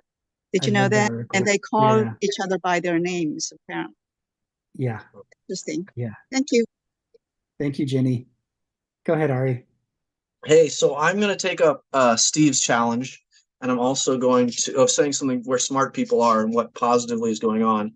And I'm going to do it from a very simple point of view, and I'm going to build up something more robust, but relatively imaginary, which in this case is going to be optimistic or hopeful. And to some degree, I don't buy my own bullshit. I believe a lot of what Rick is saying, that Sophrosune is dead and that maybe it never existed, and it's just a fantasy that humans are destined to sow their own graves. But I have actually more faith in life, that life is doing something else strange, and it's causing more chaos and therefore forcing some of us to evolve. And sadly, the likely part of this, the realistic part of me, says that only a small portion of humanity will survive and learn from this mess, and I don't know how long that will take, and we may well destroy our planet in the meantime. But it's the idea of a wave going up and down. If we're we were up on a high level where we thought various recent events of like the end of World War II and the end of the Cold War, we think of things like this is the end of history. We've made it. We're successful. We're awesome. Enter in things like climate change, like, oh, no, we're fucked again. But this idea of ever emerging crises forces a society to be much more short-sighted. And when you're given more powerful tools, let's say technology, you see like the Banausoi and the Duloi, they get into this race to the bottom. We talked about this last week of how they use language to do all these shortcuts to emulate the Aristoi. But being an Aristoi is basically being I almost see it like one of these sequoia trees that has to take 1,000 years to get to be its awesome, huge strength. And they want to emulate this like being bamboo, something really, really fast. And the problem with this is these weeds, they grow fast, but they also die fast. And this is the inherent sort of lesson of Sophrosyne is be careful with what you do. And I understand there's actually one of the most popularly quoted philosophers of now is Paulo Freire. He has written the book on the hold on, let me see, look it up again. It's called The Pedagogy of the Oppressed. But he has this awesome phrase that he sort of makes up. It sounds wonderful in Portuguese. I'm good at a lot of different things, but one of the things that I'm not good at is pronouncing things in another language. So you'll forgive me. But it's called conscientice or conscientisao, and it's translated as being conscious of consciousness to some degree. And in general, we would call this more like processing. Right? This is being very careful of blind spot recognition and being adjusting. And to me, this is very much like the essence of Sophrosyne. This is being very careful with yourself and using your learning to increase your learning, but with the same sense of a lot of humility that all of this is not sort of some sort of pedagogy of what he calls a banking model of education, which we would talk about here is this very much a ideology or a mythology that's just spreading. And the idea, this is what you need in order to be successful. Although being successful is twisted in the sense of successful means being, you said very nicely, being stuck on that leash. And that leash is where you get your food from, right? It's almost like a weird Pavlov's dog, that the leash is where you get your food. And if you go off the leash, you die. So to some degree, I feel like humanity for a while now the hard part is this sort of thing in math, you can go up a trend, and how long does it take you to go off that trend and then rebound? We are in a downward trend, and many of us, I believe the young especially, who are recognizing the failures of what humanity's been doing, it's so obvious our models that we're supposed to believe are amazing are failing us. And so for they're basically hunger, there's almost a certain starvation for Sophrosyne that's emerging. And the only question is, are we going to get Sophrosyne soon enough before we destroy ourselves? That would be what it is. And for someone like Steve to look for the smartness, I was just in another, I was going to say that where the smart things are happening is, in the simple sense, in this meeting itself. The fact that we're discussing Sophrosyne and we're looking for solutions and we're trying to learn from our mistakes, this is the potential, albeit might be tiny, like a diamond in the rough, that's, a piece of dust on the infinite cosmic universe, that dust is not going to be able to achieve anything. But we believe in life, and we have some sort of optimistic view towards maybe not humans, but life as a whole, that, the Jurassic Park, life finds a way. And sadly, it might find a way in cockroaches after we're gone, or it might find a way in some of humans that learn and adapt. And they find Sophrosyne, and then they almost worship Sophrosyne as a method for living. And to some degree, they break the chains of that leash. And the idea is there's something about the more you constrict the leash, the more the organism learns to fight against it. And I would say this is apparent in so many ways that it's ironic. In the leash sense, you can't have someone with Sophrosyne and Aristoi being on the cover of Wheaties, the box that all the children worship. Sports players, they don't have this Sophrosyne. They're just excellent at whatever physical activity they are, but they don't have the social justice mindset or the wisdom, or essentially Sophrosyne, to lead people with with us. And even if they did, that gets covered up by all the other forces that pretty much run this race to the bottom. This is the reason that these great, perhaps I would argue there are many people with Sofer Sunni on small scales that are what we would call heroes in your community, your firefighters, your nurses, your doctors that are fighting against the terrible bureaucracy and want to save people's lives and do everything they can. It's like they have Sofer Sunni, but they also have that terrible leash that doesn't allow them to do anything. And I would argue that there are a lot of people around us, at least in my community, there's so many people that are helping each other. They're just doing it on a tiny, small scale.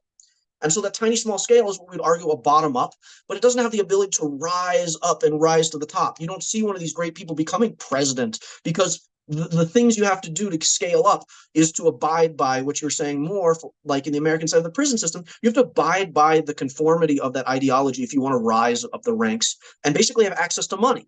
If you want to have access to resources, which is kind of our real God in the society, that's where you must submit. And there's many people who, like, to some degree, I'd argue like me, don't submit. I refuse to submit. I live a simple life where I help people around me. I raise children, and I do it with a limited amount of funds, but I have, to some degree, the food I need and the shelter over my head. And I would argue that many of these underrated professions that, sadly, this is exactly where our society is squeezing them out of existence. And, all these good people, like these teachers, they're not getting paid anymore. These nurses, they're getting overworked. Even policemen, to some degree, they're trying to protect society. They're just turning into bad guys and forced into situations where they have to do awful things. Firefighters, they're getting killed in the big fires because there's fires everywhere now. I mean, you see these people being squashed out of existence. But I also believe in this power of life, that these people are what I would, so almost like, if you think of a simple analogy, it doesn't quite work, but it works a little bit, is the movie Incredibles, when the heroes are no longer allowed to do hero work. They have to live in the shadows. And this is exactly what I think is really happening. We must believe that many of these people exist, although they don't have the levels of Sofer Sunni that we're really talking about here. They're not real Aristoi because they don't have the power to affect things on a scale, which means they don't have access to information on that scale. But at a low level, just being a mom to a parent, this can be a hero that shows how to have sacrifice for something that's better. And that small lesson that you might get with a teacher, where a teacher gives you compassion and teaches you more than they need to, shows you some sort of love, that could be a lesson you take to your heart for your whole life. And so this is the possibility that these kernels, these seeds, almost like these embryos of Sofer Sunni, can exist. They just don't have a soil to grow. And the soil is, to some degree, eroding in a good way, that the soil that's been so toxic for so long is destroying itself. And hopefully the soil doesn't erode all the embryos as well. And to someone like Steve, and I would say someone like you, Rick, as much as you poo-poo the modern society, you're doing amazing things in this modern society by trying to teach us about Sofer Sunni. You should, I don't want to say pat yourself on the back, but you should be proud that this is what we engage in. We spend our times in the weeks learning how to better humanity. We just don't have that much hope that it's going to work, but we still fight for it. And this idea that at a certain point, there's going to be a tipping point where our society really collapses, because just like we're learning from this is the real lesson of the ancients, that when they get stuck into this top-down ideology that Paul Freire calls the banking model, which would be to some degree just called the one teacher just lectures and all the information goes down and you just eat it, and you make a bunch of robot soldiers that just go in to be slaves or soldiers or other type of slave. You just do your homogenous stuff and you don't actually have any creative power. That type of system, as Steve was saying, has giant holes, and the more you go, the bigger those holes grow, right? And so they consume themselves. And again, it would be probably oscillating that we'll build a society, if we can survive, that will to some degree have Sofer Sunni, and then we'll fuck it up again, and then hopefully we'll learn again, and hopefully something will happen where we get to a critical point of having enough value of Sofer Sunni that we don't let it go, because we almost hopefully destroyed the world with climate change or whatever you want to call it. And this idea that there are many people in the shadows who exemplify, I would say, small measures of Sofer Sunni. And this is almost being like a wild animal in a healthy environment. And I think the thing that Rick pointed out, I'm going to use slightly different language, but I think it's basically the same thing, is that what modern society is doing, especially with our jail mentality here, is we're turning people into from wild bulls into domesticated cattle. And domesticated cattle can be very much more productive, much more subdued. You give them drugs, you give them a simple amount of feed that just gets them addicted to it. And then now they're helpless. They're completely helpless. But at the heart of this, I think these animals, if you put them back into some sort of environment, some of them will thrive. Many of them, or maybe all of them, will die. Maybe we've domesticated ourselves too far.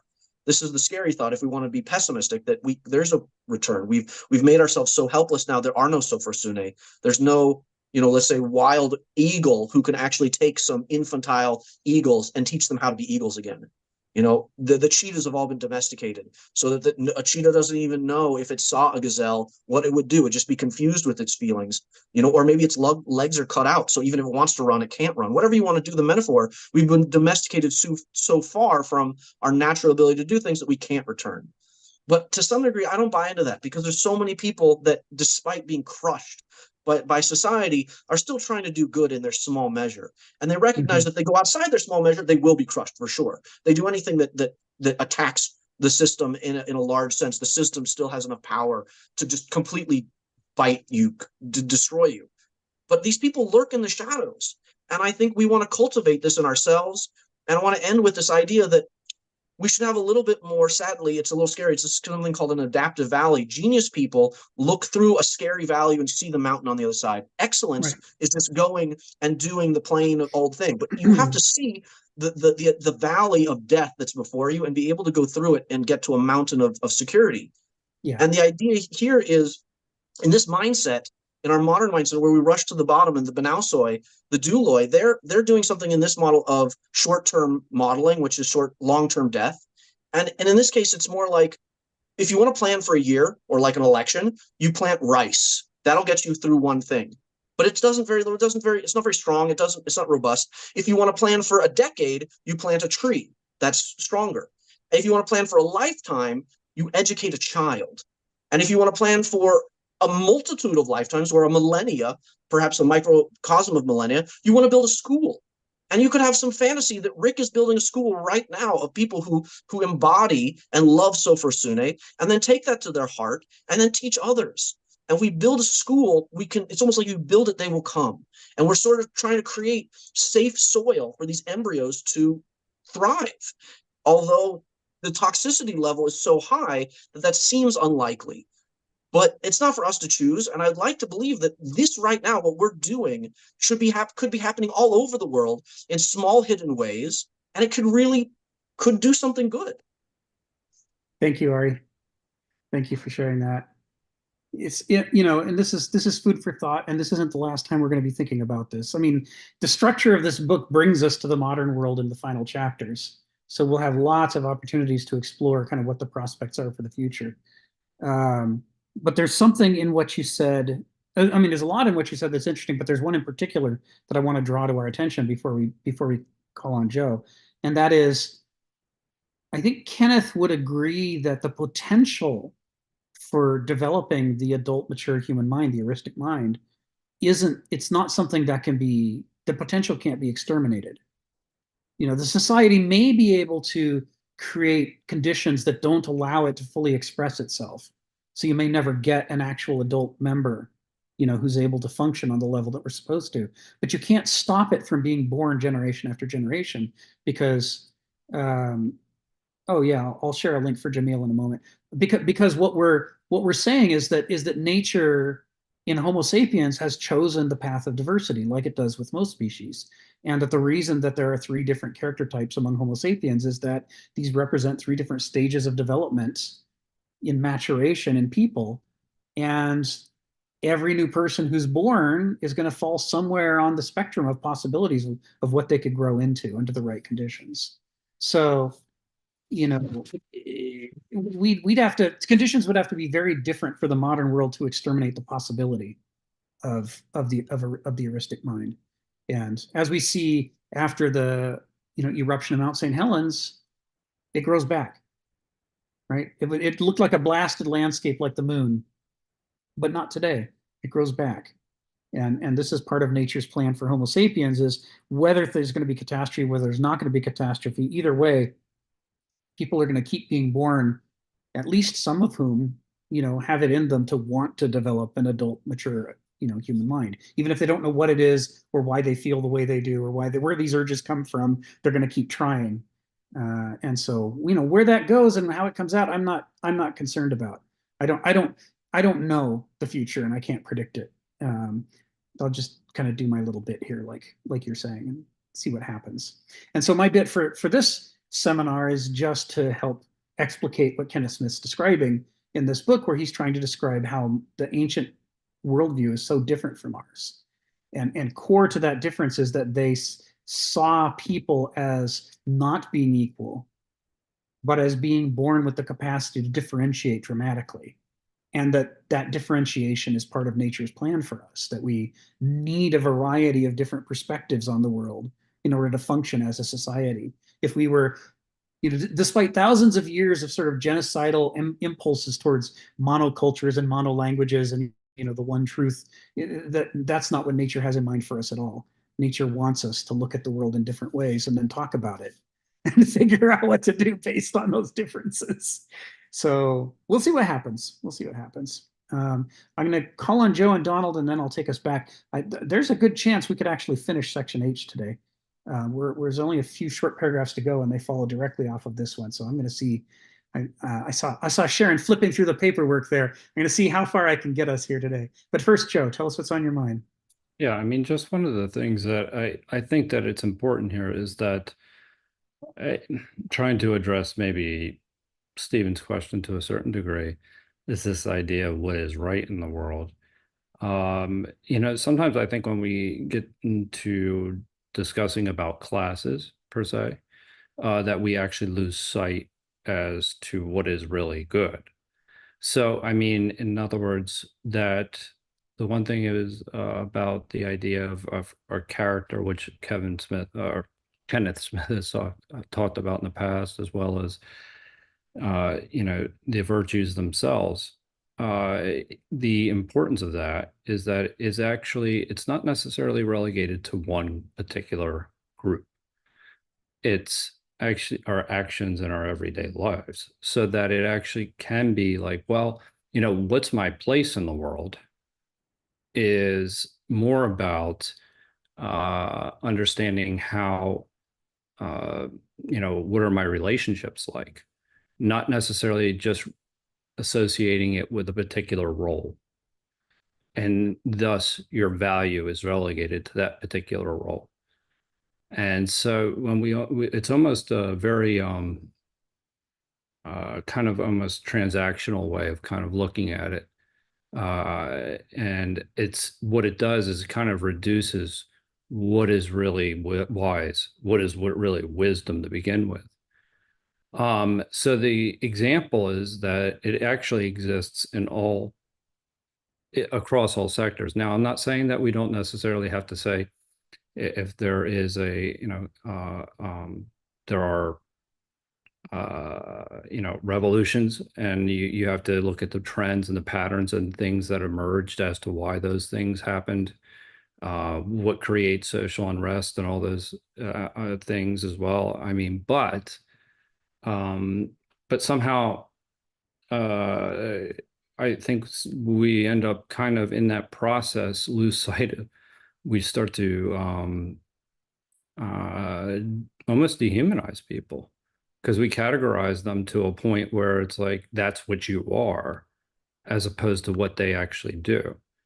So, in the idea that is what is actually, and then at the same time, that creates a confusion as to say, well, when you start to categorize people like that, then people don't necessarily see their role in the world anymore.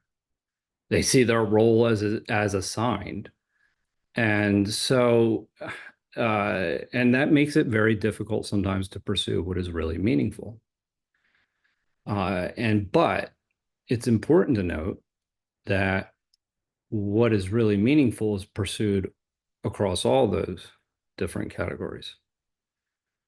That's the really important part. So if we're looking as to where there is good in the world, what's right in the world, or what's, it's the interactions with each other, and how that does in fact change an input for people, and that does create a momentum of sorts. Now, I won't disagree in the sense that there are systems that, as you were saying, is the you were talking about, you can't quash out potential. But the idea that you can create momentum is a little bit different, right? So that you can create the environment where people are actually not necessarily in survival mode or in punishment mode. That's a very important point, and it's a very important distinction, is that there are systems that can create momentum where people are more inclined to not dehumanize other people. So there is that aspect of it. But it exists. I mean, and that's where this even this idea of what we're saying is education, as far as, well, why do you want to really know something in the first place? That's we all have a role, and we all do something, but what's really worth knowing is why we're doing it. Now, yeah, we have to dive into text and understand the tendencies that human beings have, and not over intellectualize it. But at the same at the same time, it's just, if we're really talking about what is good here, I don't think we can necessarily relegate it to a particular class. And I think that that's where it becomes, people become confused. And it creates divisions too. I mean, the obvious thing as well, right? That's something that is often done, is just create this division, divide and conquer kind of mentality. So there's just an element of good can exist in every place in society, and it does. It's just a question of building the momentum where there's more good than harm. Thank you, Joe. Donald, come off mute. Tell us what's on your mind.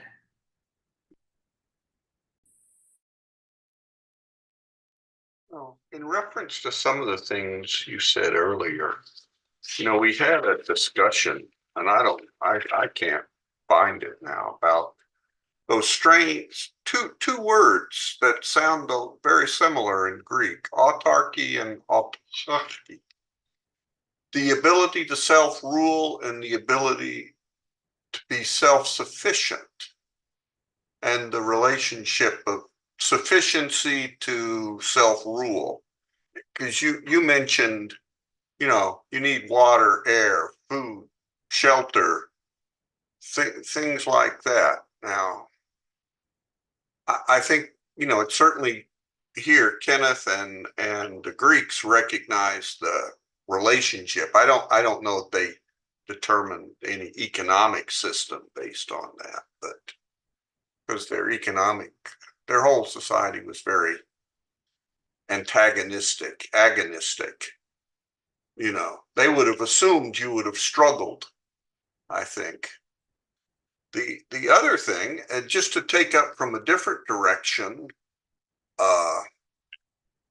Stephen's challenge, I think Aristotle, we've all had probably sometime Aristotelian logic. I think Aristotle would have been very impressed with Gödel's completeness and consistency proofs. It only takes arithmetic really to work your way through the proofs. They're not super sophisticated, but they point out something about what can a system, a formal system, get you? How far can it take you? And I think Aristotle was plenty smart enough that if he saw those proofs, he would say, wow, this is pretty profound, that modernity has gotten some things. And the other, maybe in terms of his physics, I won't say that it's not the results of modern physics that I think would necessarily have impressed him, although they're pretty impressive. It's Einstein, in I think his book on special relativity, regardless of what the laws of physics that you come to, he makes the observation, whatever the laws of physics are, they should appear the same to every observer. And that's a deeply philosophical observation. It doesn't say what they are. It says what form should those laws take. And they should be invariant for all observers. And I think that's another thing that the Greeks would have looked at and said, boy, how did y'all get to this? This is really subtle stuff about the forms of order in nature. Because these, Gödel doesn't not like, well, we can just avoid Gödel but by coming up with a different system. Well, you can't really do that if you want to have things like arithmetic in your life, which the Greeks did. Or Einstein's subtle thought, I think, profound thought about the invariance of physical law in the way that it's described or the form it takes in our representation of it, not independently of whether it's relativity or, things seek the lowest point or whatever, There are some insights that modernity has come up with that are truly stunning. Yeah, that's a good book. Everybody should read that as a child. Save a lot of trouble. Yeah, that's got an understandable. As a child, I gotta say, my dad reads that book for the last 30 years. I've been studying about that book for the last 20 years. There's 10 lectures of that on MIT. That is one of the most difficult, profound books to read. Oh, well, okay. I mean, I think it's a great book. I'm just saying that's by child. I mean, it's a first book. It's a basic book that people should read. I mean, I had the idea maybe that,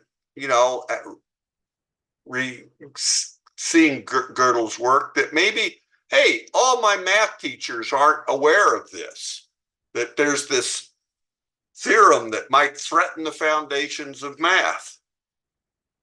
And they all were. And they all knew that the ins and outs of those proofs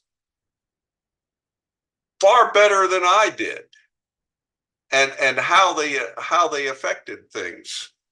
So but it's a very thing. When you go to build formal systems of thinking, they're going to have limitations, and you need to know that as you build them, before you begin to build them, so that you have a reasonable explanation, expectation where they are. So I think you'll notice in Kenneth, when he talks about science and when he talks about scientism, that's sort of a key. There's the results of the real work that is done that clarify the workings of nature.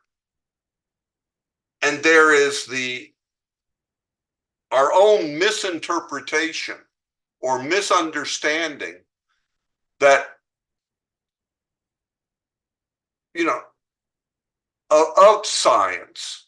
And, invariably when somebody says, I follow the science and this is what we should do, without any sense of irony, that they leap from I'm the scientist here to being I'm creating morality out of whole cloth on the fly that has no foundations whatsoever, and they do it with a straight face. You know, and Kenneth always, when he sees this kind of claptrap, he usually says, this is scientism. This is a false hope that we place in science, or a banausic use of science as a manipulative tool to coerce a result that among all these people that actually that are German Reich Marshal, but Hermann Goering. I always think of the Four Stooges and German herring. It was a great show. But anyway, Hermann Goering is right. You know, the science can be one of the tools in that toolkit. Psychology. It's like Kenneth has great respect for a lot of neuroscientists like A.R. Luria or Oliver Sacks or whatnot, because they try and report on real phenomena and understand it. They don't try to say all human beings come in 4 sizes or something like that, some other psychobabble that does it. So there are real voices, real things, and real profound insights that modernity has. And I don't know if that's satisfying to Stephen or not. I will say, since you're always taking up the Viking charge, there was a great review, I think it was in the local paper, by some lady who was kind of rounding and summing up all the Viking related TV series that have been on, you know, and talked about he said that these TV series cover the peak period of Viking civilization 2,500 years ago. And of course, you can't get much more ahistorical. I don't know where she thought Vikings appeared as a force in modern history, but 2,500 years ago, she's only off by a couple of thousand years. Not quite, a little, oh well, enough. You had me going right up until you said the number. I was going, yeah, wait a minute. That's a Viking period is one of my periods in history that I studied. It's not 2,500 years ago. Yeah, that puts it back in, with Herodotus and the Persian Wars. I was going to say, classical Athens. It's like, I don't remember classical Athens having a Viking problem. It certainly wasn't like 700 to 1200 AD. There we go. Yeah. Ending in, or maybe that's a little long. Some people say Viking, the defeat at the, but well, I don't know why they say it like 1066. 1066. It's actually 2 Viking armies. It is 2 Viking armies. Well, it's the and yet that's a lot of historians will say that was the end. Harold was defeated and the Vikings lost control of the Midlands and whatever, and the French took over. But the French that took over were Vikings, right? that had taken over northern France They're called Normans for a reason. They come from the north. They were the Northmen. Yes. Right. Anyway, history. So let's. Yeah, I like that. But hey, Nick, come off mute. Tell us what's on your mind. What's going on, guys? I figured the time was wrapping up, but I at least wanted to say that I appreciate this conversation. I feel like I hop into a lot of different philosophy groups, and I tend to feel like it's more overt ideology versus actually attempting to question and think deeper. And I feel like that's actually what's actually happening here, and actually, contain something and figure it out. Yeah, I have a couple of propositions too, a lot of different ideas that popped up. But I went to the Kenneth website, and some ideas I feel like are probably better to hold off till deeper into it. But just to allude to something that, because I noticed a pattern of language that kept popping up, which was there are many metaphors or direct correlations to the impact money has on our morality and values. And I think actually money kind of is the missing link that is my primary focus in terms of study, research, and work. However, just like the general framing is no matter what problem you see, you always see there's a root connection to like where's the money flowing and who controls that source.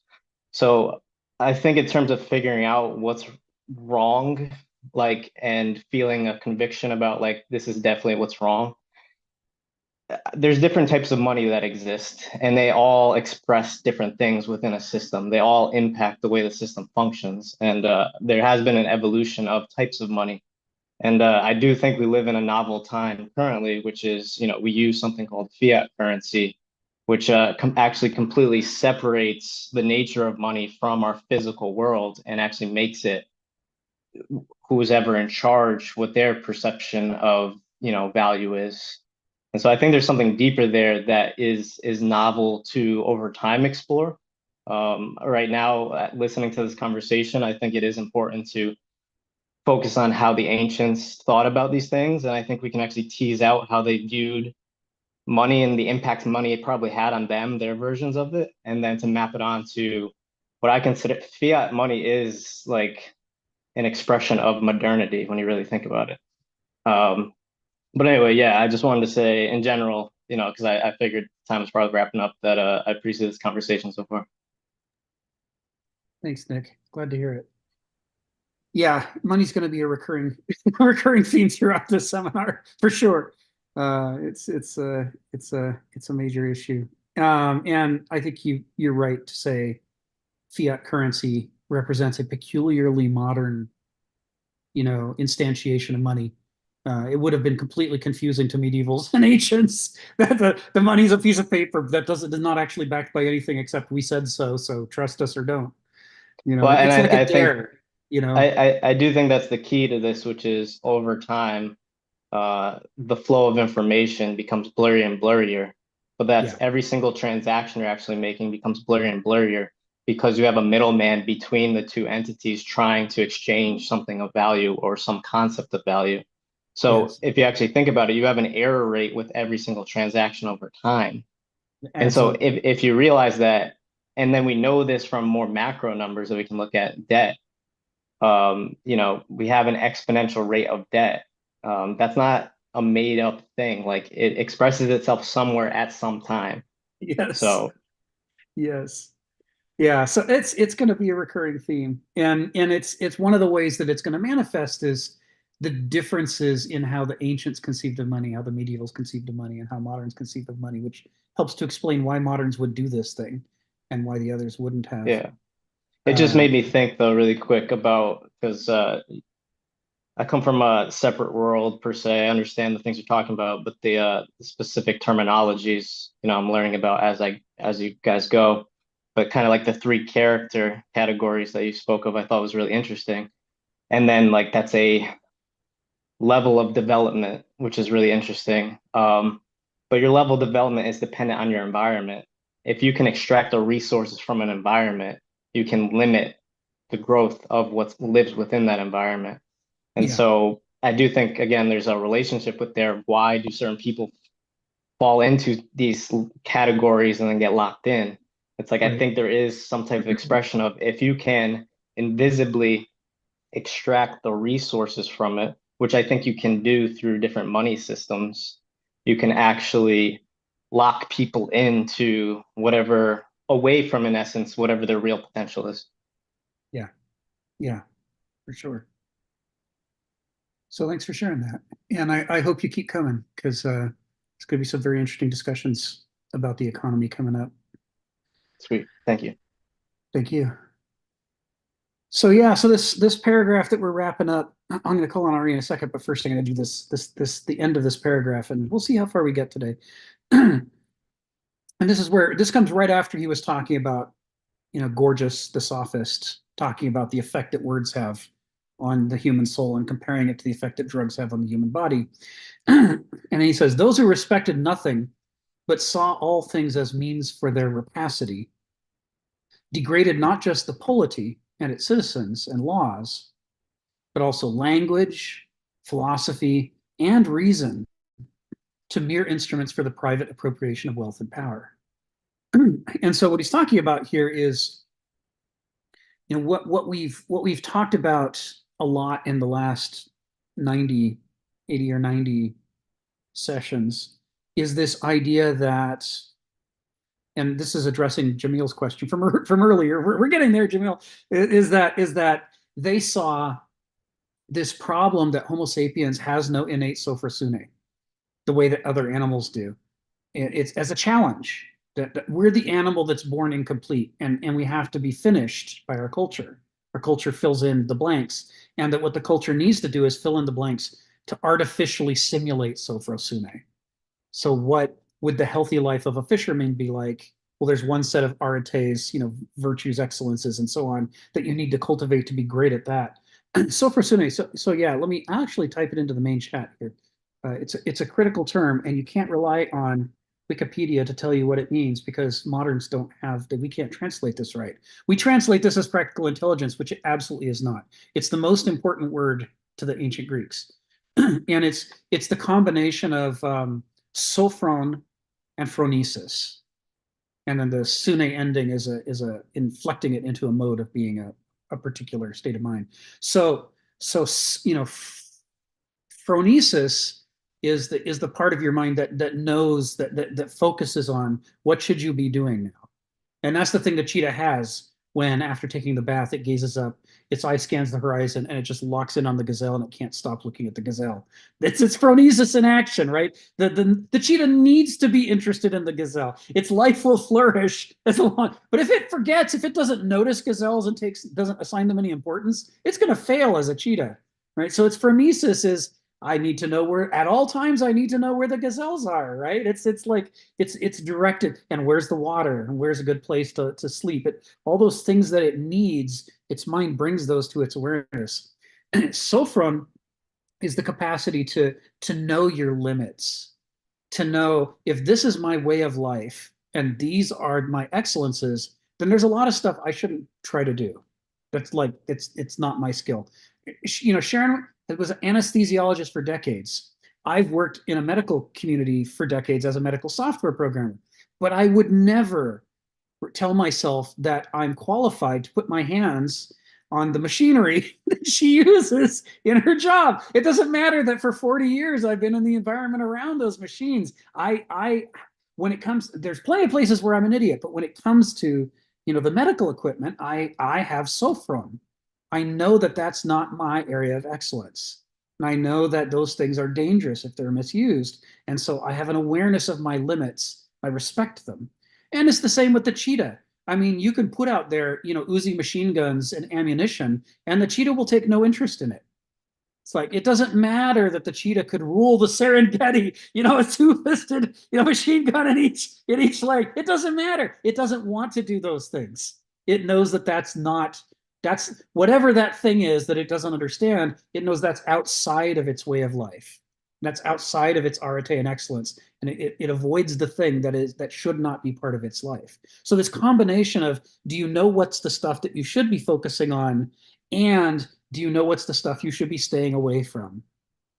Sophrosune has both of those at the same time. And so it captures this idea of the compass in the mind of every animal except us, that points it at the things it should be oriented towards and away from the things it should avoid. So the Greeks said, since we lack that, we have a major problem as a species. And and they're haunted by the Trojan War and the destruction of Bronze Age civilization. That they're great heroes of the past, you know, Heracles and Theseus and Odysseus and all these people wrecked everything, despite having amazing virtues. They wrecked everything. And so the Greeks go into the approach life differently than we do. They're like, people can seriously screw things up. People have seriously screwed things up. If we're not careful, we're going to seriously screw things up.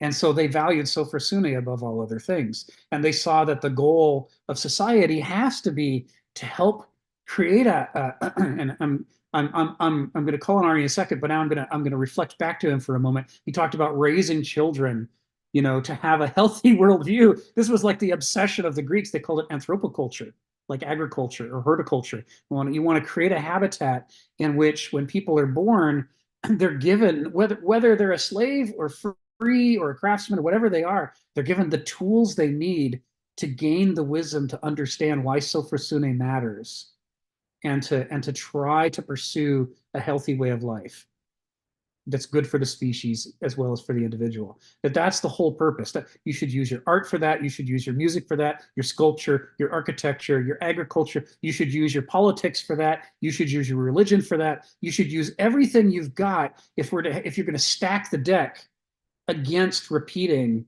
the terrible catastrophe that their ancestors had already committed once. They didn't want to do it again. So that's what they thought governance was for. That's what language was for. That's what philosophy was for. That's what reason, the way that they didn't, of course, have the English word reason, but the words that they use that we translate as reason, that's what they meant by them, that you use them for those purposes. Because nothing could be more important than not creating a horrible disaster out of the world, especially since it's so easy. We already did it once, right? I mean, they caused a dark age. They were like 700 years of illiteracy in the Greek peninsula. They clawed their way out of that, kicking and screaming, and they're like, never again are we going to do that. They were like, what do we have to do to keep that from happening? That was what they were obsessed with. So when Kenneth's writing what he's writing here, he's talking about people who don't respect any of those things. They don't care about how easy it is to blow up the world. That's not my problem. I just need to make more money than my neighbor. I need to win. I need to beat that guy. And anybody who stands in my way for stupid reasons like not destroying the world, that's my enemy. He's preventing me from doing the practical thing. That makes him impractical. That makes him a bad governor. He shouldn't be governing me. I should be governing him because I'm practical. I know what matters. And what matters is I need to make more money than he does. Right? I mean, there's a craziness to this mindset. And the Greeks were afraid of it because they saw it. And Donald used this phrase talking about the modern world last week.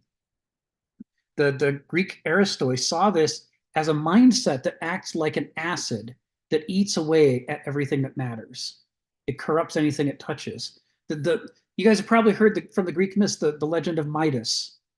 And he was the richest man in the world because everything he touched turned to gold. But unfortunately, everything he touched turned to gold, including his daughter.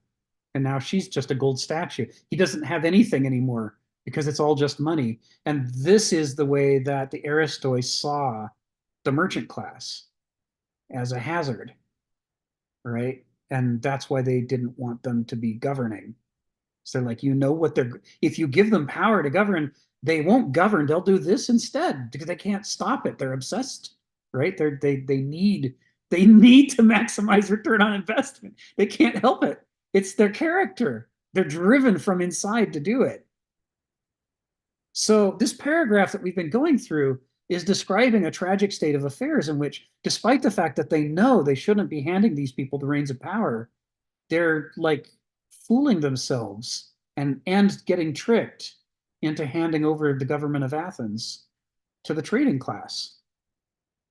And as a result of that, everything falls to pieces in a very short time in Greece.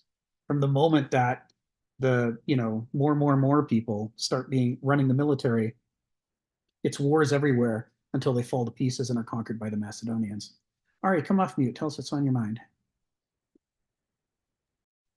Yeah, I'm reflecting before we move any further, kind of delving a little bit more deeply, almost symbolically, to the way Nick was talking about money and financial systems as being a certain representation. In math, we could call this almost a topology. This is a mapping. And there's this metaphor in learning that's almost like Sofer Sunni is, don't confuse the map with the territory. And oftentimes we see the map is actually, this is, everything is there, and the map is also full of holes, going back to Donald's saying. And I think there's a real lesson, and I'm not sure, but it's sort of percolating in my mind as we think about it, really understanding a lesson for our society from the ancient society with the lack of Sofer Sunni and the taking over of the two types of slaves, and the two types of slave mentality has to do with one's relationship with money, and in general nowadays how we have this leash for being able to be truly an aristoi is prevented by our relationship with money and a trade-off with needing to use money. And to some degree, this is a thinker we don't often talk about, but I've referenced him before, is Harari. And he talks about what society and things really are. And the nature of a society is having to have a shared future. That is the success of a society. Where we're cooperative, we're all working towards a shared future. And that shared future is universal and really works. And the idea is money is this intangible symbolic object that allows you to basically purchase any sort of universal experience in society with money. I could go to the theater, I could get objects, I could have people dance for me. I mean, you name it, right? And so it's this symbolic thing for me to access reality and have access to resources. But then there's a strange thing that Nick was pointing out, that money, since people can't do this directly and the scale of society is so large, we need this sort of in between. We need a go between. I need to be able to interact with Japan and their economy to interact with my economy. We have money to handle that. And to some degree, a shared future in this is both debt and credit. And really, I'm curious here, getting in this idea of debt and credit, not too much of our society, because we have such complicated, amazing, what we call instruments, for better or for worse. They're very powerful tools for crafting our future by discount rates and stocks and other types of financial instruments that allow us to some degree purchase access to the future by imagining what that future would be. I'm really curious how the Greeks in their financial system, because everybody, as credit and debit is nothing new. Yes, our symbolic pure paper representation of money is new. But everybody was trading on futures, and that's the whole nature of trade, is I expect my wine now to be sold over there in the future, and it'll be worth a lot more to those guys, right? And similar back and forth, this sort of dynamic. And I'm really curious how the aristoi would relate to money as a specific tool, rather than just, the banal side, just you have a hammer and everything's a nail, right? So money is that hammer, nail, everything's money and everything. That's how I got to be productive. I just can build houses, whether or not people can live in those houses or not, right? So I'm really curious to think about or to ask the question of Kenneth, or if he doesn't, how can we then think about, because money really matters for our society. So to really look at mapping our society a little bit through how they mapped their society with money. Clearly, money corrupted their society. The race to the bottom, this sort of how do I get return on investment, is minimizing risk, which is a long-term exposure with a short-term gain, which leads you to really short-term, which leads to an emergency state where everything's an emergency and everything's a crisis, and then everything can be leveraged for some sort of objective value. But then I'm really curious, again, how they thought, what's the primacy of an aristoi financial system? And, what does that mean in these perhaps three different character states of money? You have the lowest level slave is purely in survival mode. He's just using money to get what he can right now, otherwise he's going to die. And then the middle guys, they're trying to maximize how much money they can. But then the upper guys are trying to create systems where money is a tool to create somehow Sofer Sunni. It's some sort of long-term investment strategy that I don't think we have anything like this in our modern society. If there is some sort of ancient worldview towards what money cultivates in this sort of trying to create people that are going to be the type of people that have Sofer Sunni. So I have to create an environment, right? This is almost like sustainability in some sort of sense of some old-fashioned way. They're trying to create habitats or environments. I don't know. But I think it's really important for us to be, if we're going to be able to shift any sort of mindset going forward with how we're going to better use money rather than let money use us. We talked about this also previously, how ideas saddle us as much as we've saddled them. Well, how do we saddle money better, right, with Sofer Sunni rather than just let us direct us to a race to the bottom? And I'm really curious how Kenneth, and if we don't have direct evidence from Kenneth, how he have supposed, or we can creatively use through his work, how he might argue how a healthy relationship between Aristoi and money or financial systems, with the in-between of this Sofer Sunni being the guide towards whether money is going to be, outside of, it's going to be for the wise, it's going to be within our limits or not. How do we use money in a limited fashion to harness it rather than let it harness us? Yeah, it's a good question. And it goes right to the heart of the problem of the fall of Athens. He says in the next paragraph, which we're going to come to in a moment, he talks about the fact that the Greeks didn't fully understand money or the marketplace. They didn't know what was happening. They sort of, on the one hand, until the constitutional reforms of Solon, merchants and the associated tradesmen didn't have a vote. They were that kind of Athenian slave where what it means to be a slave is you don't have the vote and that's all it means. The Persian king would come to Athens and then be pissed off because he couldn't tell which people were free and which people were slaves. They all looked the same. They all dressed the same. They're all walking around. It's just that some of them voted and some of them didn't. But Solon figured out that every other polis in Greece was more rich in the sense that they had natural resources. Maybe it was lumber in one place and it was olives in another and it was wine in the third one. And he said, Athens has gotten, Attica has nothing.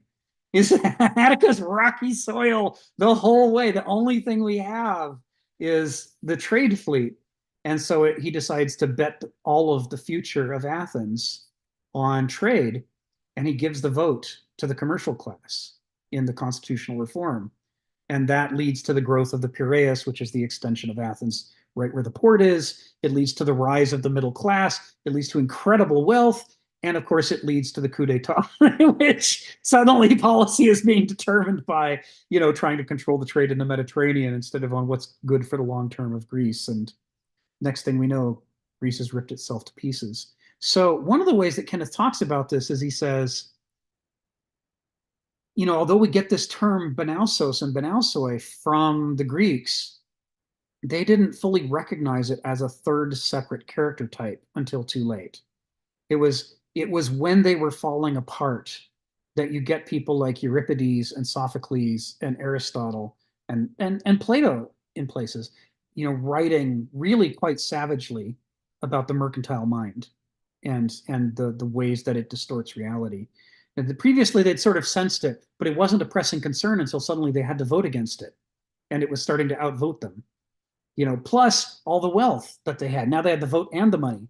And that created a block of power that was irresistible. So I think he would say you can look to the Greeks to give you some amazing insights into this, but not fully conscious insights and not in time and not fully developed insights.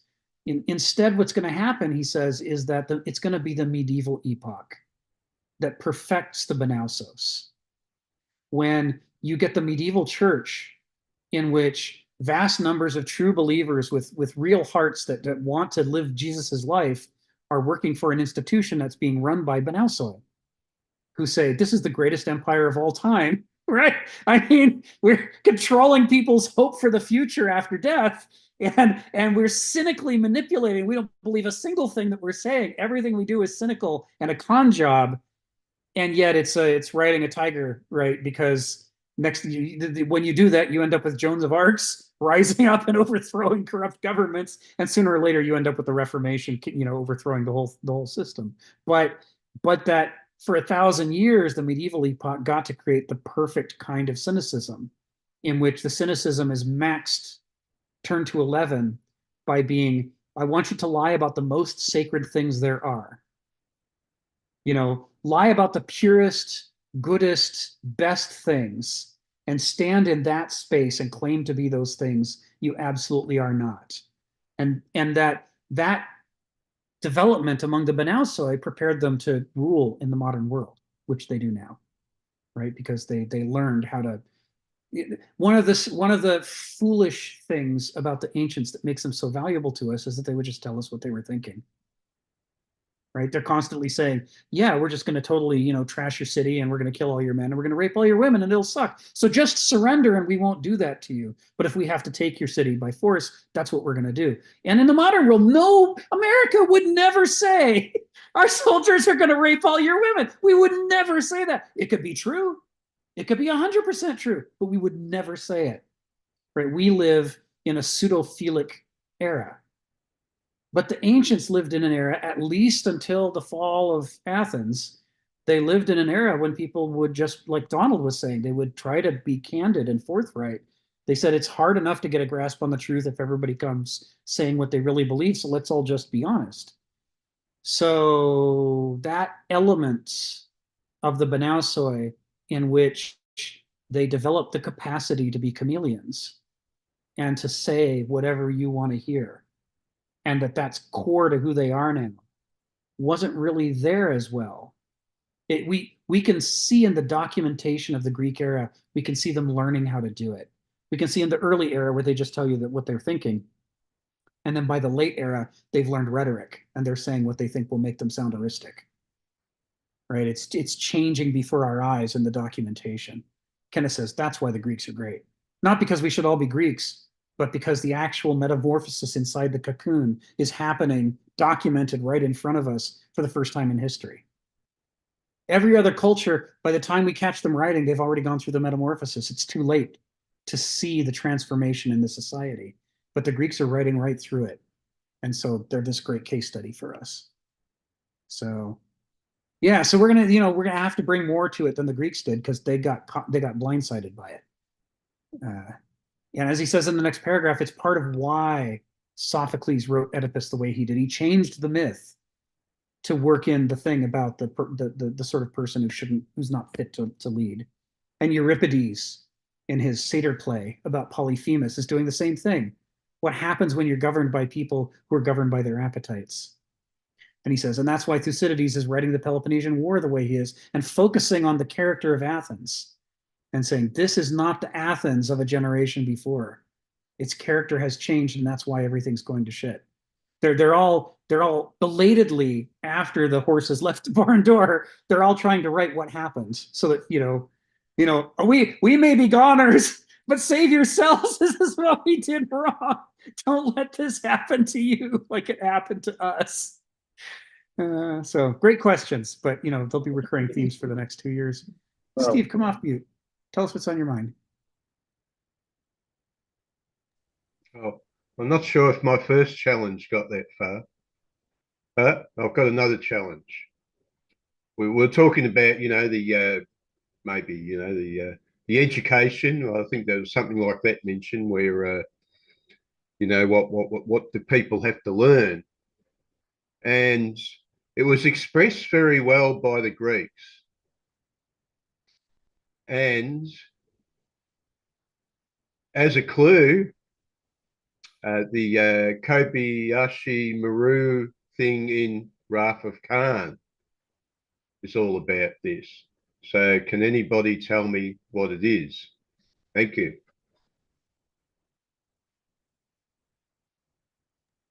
You're throwing out challenges today. Riddle me It's this. not my turn, but I can answer that. It's when you have a system that forces you to fail, you just cheat and go outside the system, and then you remake the system so that you can succeed. You're just redefining what success and failure are.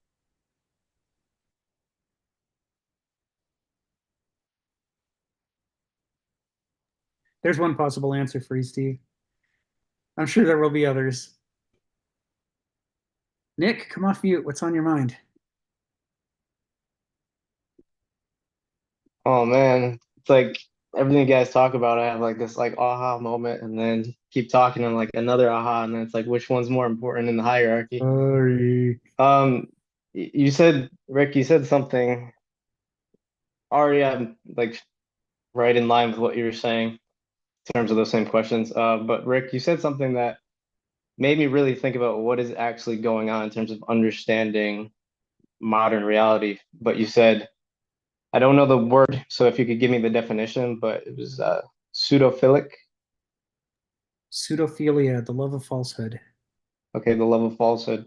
And then you gave the explanation of saying out loud, the ancients said out loud, like, kill all your men and rape all your women. And as I just look at modern statistics, like, as you said that, I was like, our whole behavior is kind of like invisibly killing all of our men and raping all of our women. Like, if you're to take those statements like literally, it's like, but the game now is how do you make it invisible? Like, how do you put it behind a screen? How do you make all the algorithms feed the psyche to just play out that end game? Because there are literally statistics that you could say like, but yeah, literally our men are dying. The suicide rate is exponentially high in men, higher in men, both obviously, but higher. And then I just think about how like people my generation and younger talk about like they're just like personal lives, right? It's like everybody talks about body count. Like, what's your body count? Like, as if it's like a badge of honor to sleep with many, women. But then you think, well, you'd have to have access to women to sleep with them. And then when you create a culture where women just like are like, yeah, this is good for me. Like, I'm free to do whatever I want. But like, what does that actually do over time insidiously to like you're literally manipulating people. So you're manipulating your way to like the access point of like getting sex, if that's like the end game of what men seek, right? So it's like if you're a man competing with other men, it's like what tools are available to me technologically that's like I can kill all the men that are my competition. And again, lack of a better term, but just referencing what you said, rape all the women, like get access to all the women. And it's like at least when you look at the macro statistic, it's like culturally we're playing that out. Yeah, that's a good observation, Nick. And it's a I don't know how many people here have read Edward S. Herman and Noam Chomsky's book Manufacturing Consent. But it's a fantastic book. And if you're not up for reading the book, which has a lot of statistics, by the way, it's very mathematical and scientific. There is a documentary that was made of it called Manufacturing Consent, which is just 2 hours of your time. It's fascinating because it shows the extent to which the amount of work that goes into creating a picture of the world different from the real world, and that picture of the world is what shows up in newspapers and news broadcasts and so on. And one of the example he cites, he concludes that although the U.S. press has a reputation for being fierce independent journalists who question government, he shows when you actually count articles that are pro or against wars in the entire history of the United States, you discover, for example, that the New York Times never saw a war it didn't love. It always starts out cheerleading every single war we get into. And it might seem viciously critical at the tail end when we're pulling out or shortly before we're pulling out to make itself look objective. But when you look at the total coverage of the period, like in the Vietnam War, the New York Times just started out debating what's the best way to win. They'd have these heated debates in which what was not allowed to be discussed is, was it wrong to be there in the first place?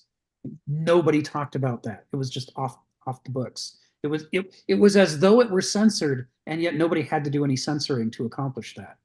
And he says, so how does that happen where free people all suddenly talk inside a limited frame? This whole book is about that stuff. It's just a study of that. And so what he's revealing is something. There's a E.R. Beadle has a quote that says half the work that's done in the world is to make things appear other than they are. Kenneth Smith loves that quote. You'll see it dropping in his books and emails from time to time. And when you first read it, you think, wow, that can't possibly be right. That's got to be an overstatement. But then when you think about how big is the advertising industry and how big is the PR industry, and by the way, the legal industry, right, posturing for court and how to make your best case. And then you think how much goes into this manufacturing of consent and the infotainment industry. You add it all up, and then you think about all the ways in which people have to posture to catch a job, to make themselves seem qualified for something they're not. How many companies are trying to make it seem nice to work there when it's actually not nice to work there? How many people, you add it all up and you think Beadle may have been understating the case. Well, to your point, understanding the case, and then if we have a body of evidence from ancient times till modern scientific statistical data, do we have enough evidence to paint a picture? It's like, not only does that appear accurate, it seems like an inevitable progression where you must reach some point where it's like the truth becomes its opposite in belief. Yes.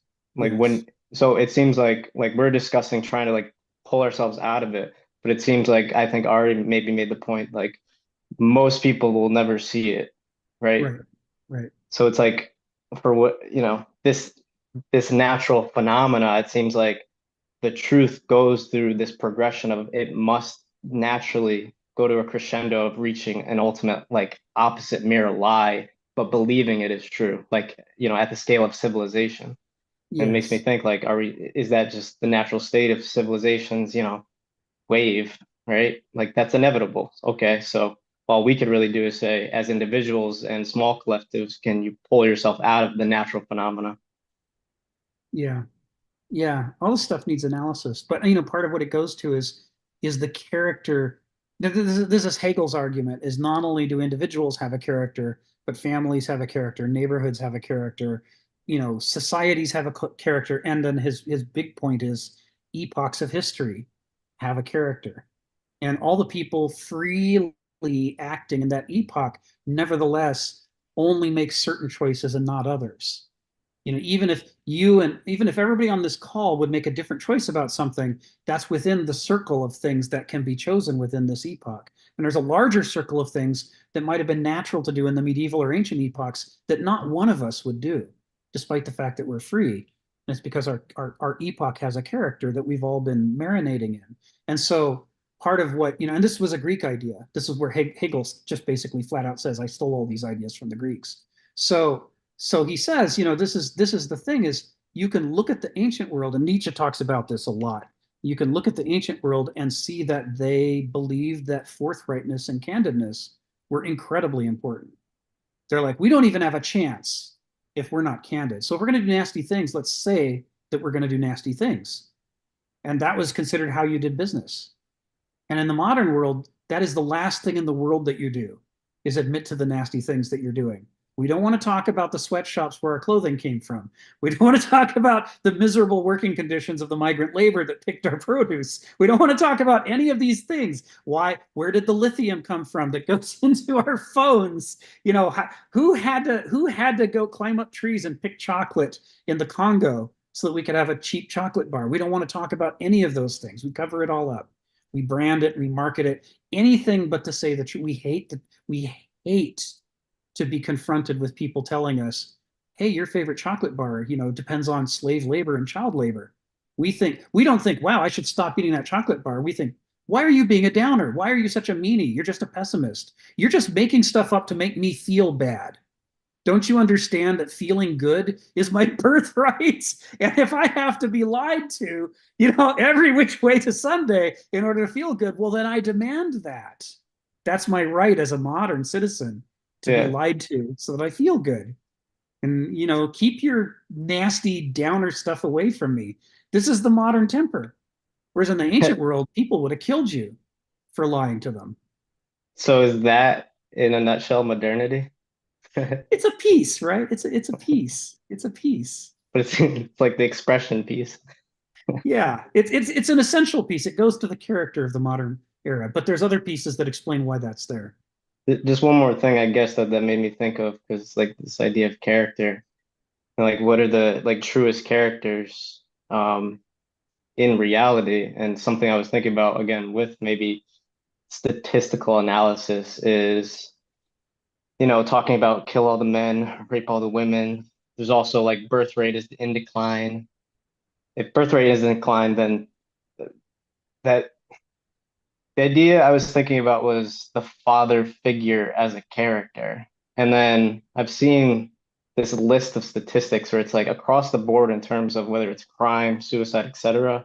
It's like if you have this nuclear unit of the idea of a family, well, you must have a father and a mother. These are characters, like intrinsic characters to nature itself. That seems more real to me as like an anchor point than, oh, you're a fireman or you're a merchant, right?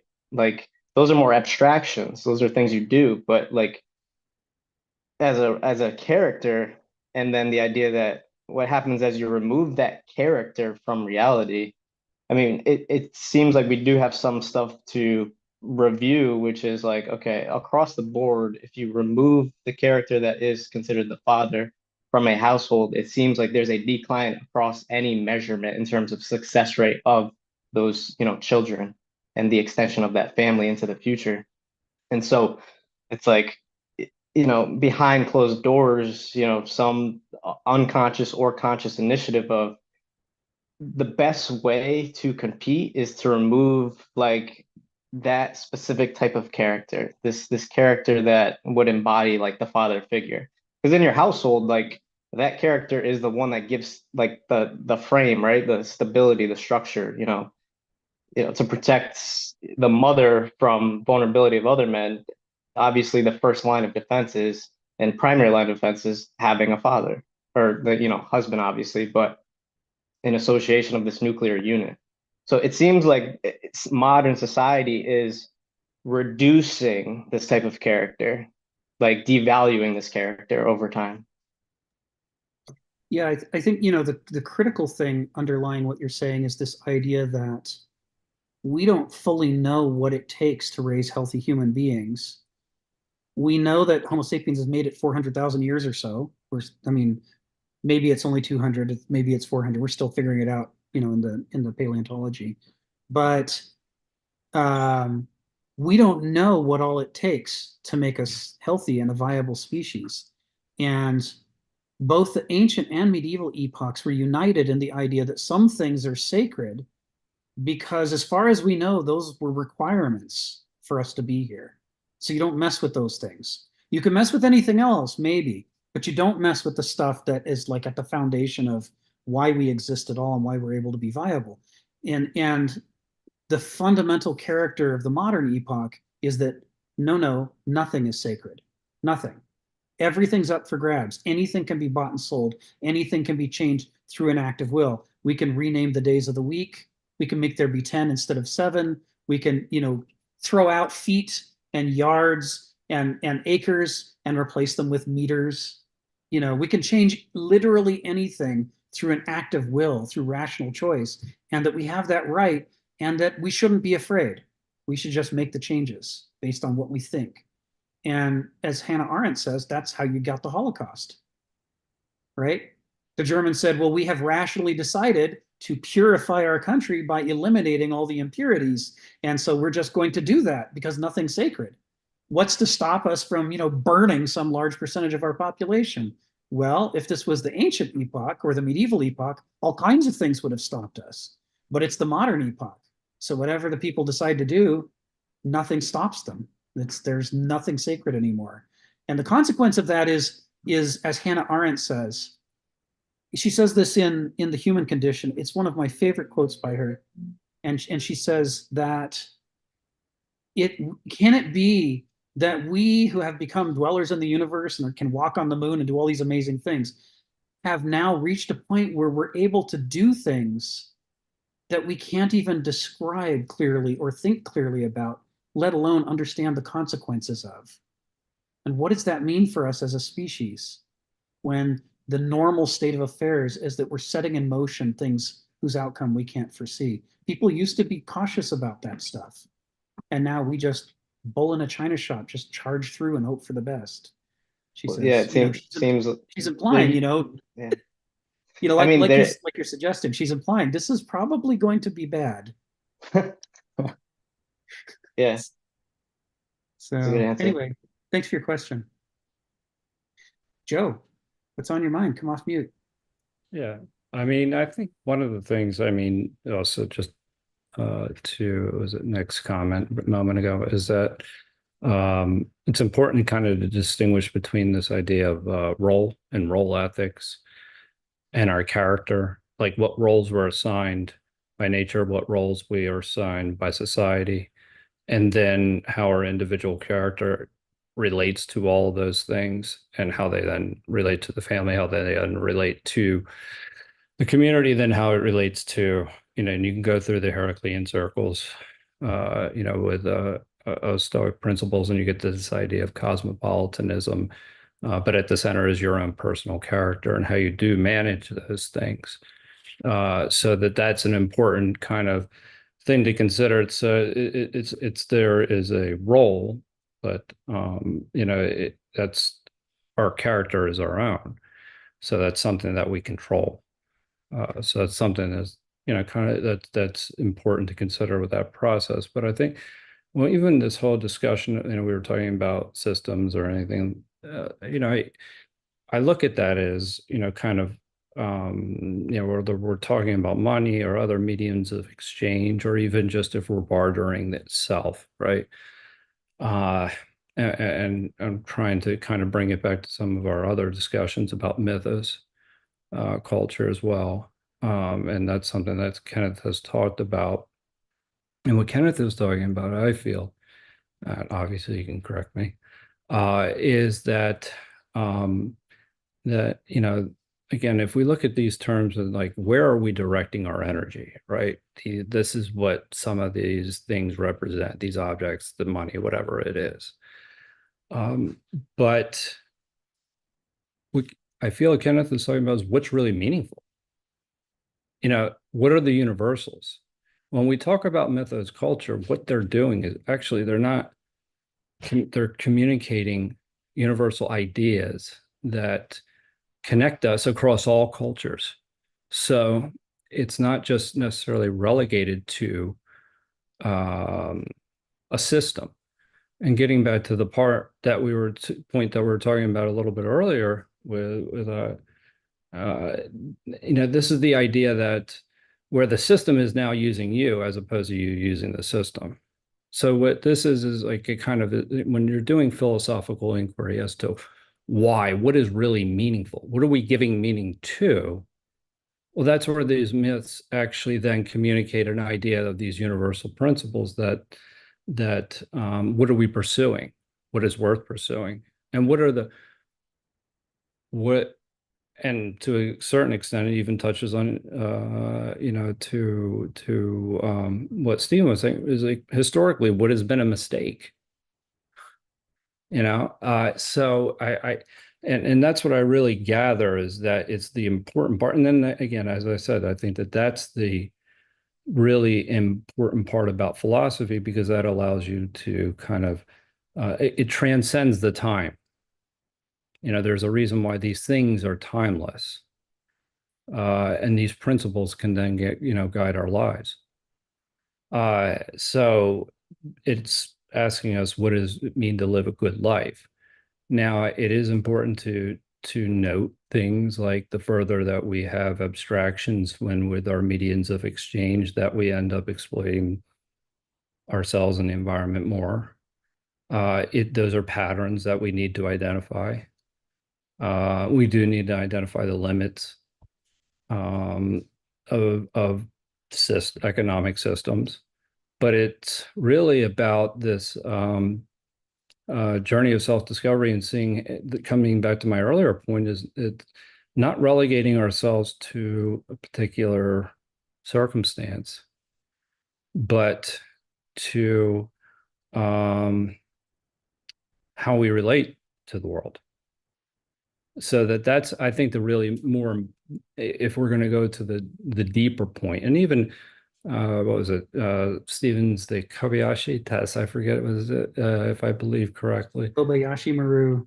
Yes, and it's within the Rathicon, and so there's a lot of different ways of looking at it and looking at.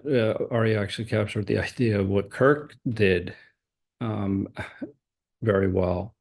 But there's also this element of, I guess, the relativity of success. But what do you learn about yourself in that process? Really, that's what it's about. I mean, we're all failing in some way. So what is it that you're learning in that process? So that's kind of, where I look at that, it from that, that test, that perspective, is that, yeah, it's almost like the inevitability that we're all going to die. Yeah, it's going to happen. And so, what are you doing to determine what's most meaningful, what's most successful? given the circumstances that you're in. Yeah. So all these things, again, I think that sometimes we can lose sight of the deeper meaning in when we talk about either would it be categories or means of exchange and these signals that we get, which these signals are actually, again, they do convey something very important when meaning monetary systems. And just as we were talking about with rhetoric, right? That's a form of signaling. The words we use, how it actually affects our perception of reality and what we then value. And if it's used in a virtuous way, then it's actually great. But if it's not, it can actually be used against us. But again, those are systems. Again, we're trying to communicate like what are universal ideas and principles that enable us to live a better life. And that's what I feel like philosophy and Kenneth get to. Yeah. Thank you, Joe. And correct me if that's right. That's right. It's about trying to return to a value system in which Sofrosune is recognized as important. It's like there is a big difference between the choices that we make that wreck everything and the choices that we make that might make things better and healthier. And that Kenneth says he doesn't want to be a value-free, neutral philosopher. He says anything that's value-free and neutral shouldn't call itself philosophy in the first place. It's just some kind of technique. He says to be philosophy, you have to love wisdom, and wisdom isn't neutral on these issues. Wisdom takes the side of Sofrosune. That's what makes it wise. That the cheetah wants what the cheetah should want is wise for the cheetah. And that we so often don't is foolishness in us. And even when we do, it's a vulnerability because we might only want it by accident until we encounter some addictive ideology that convinces us to upend our life. And now instead of pursuing what's healthy, we pursue what's self-destructive because we didn't notice in the moment of inflection that we were turning away from the gazelle. There's nothing in us that makes it clear that the gazelle was the right choice. The collecting Pokemon cards looks just as good to us maybe in the next moment as focusing on the gazelle did in the moment before. We were missing that compass. So yeah, he takes a position on these values. He's definitely a value laden philosopher, and that's the part that he's focusing on in the character of these different epochs. I'm gonna go ahead and call on Jamil and Ari, and then we'll wrap up at that point. So Jamil, come off mute and tell us what's on your mind. Hey everybody, this is great. I've been enjoying listening in. This is my first time hopping on here. But everything everybody said, y'all all brought unique wisdom to each topic, and that was beautiful to me.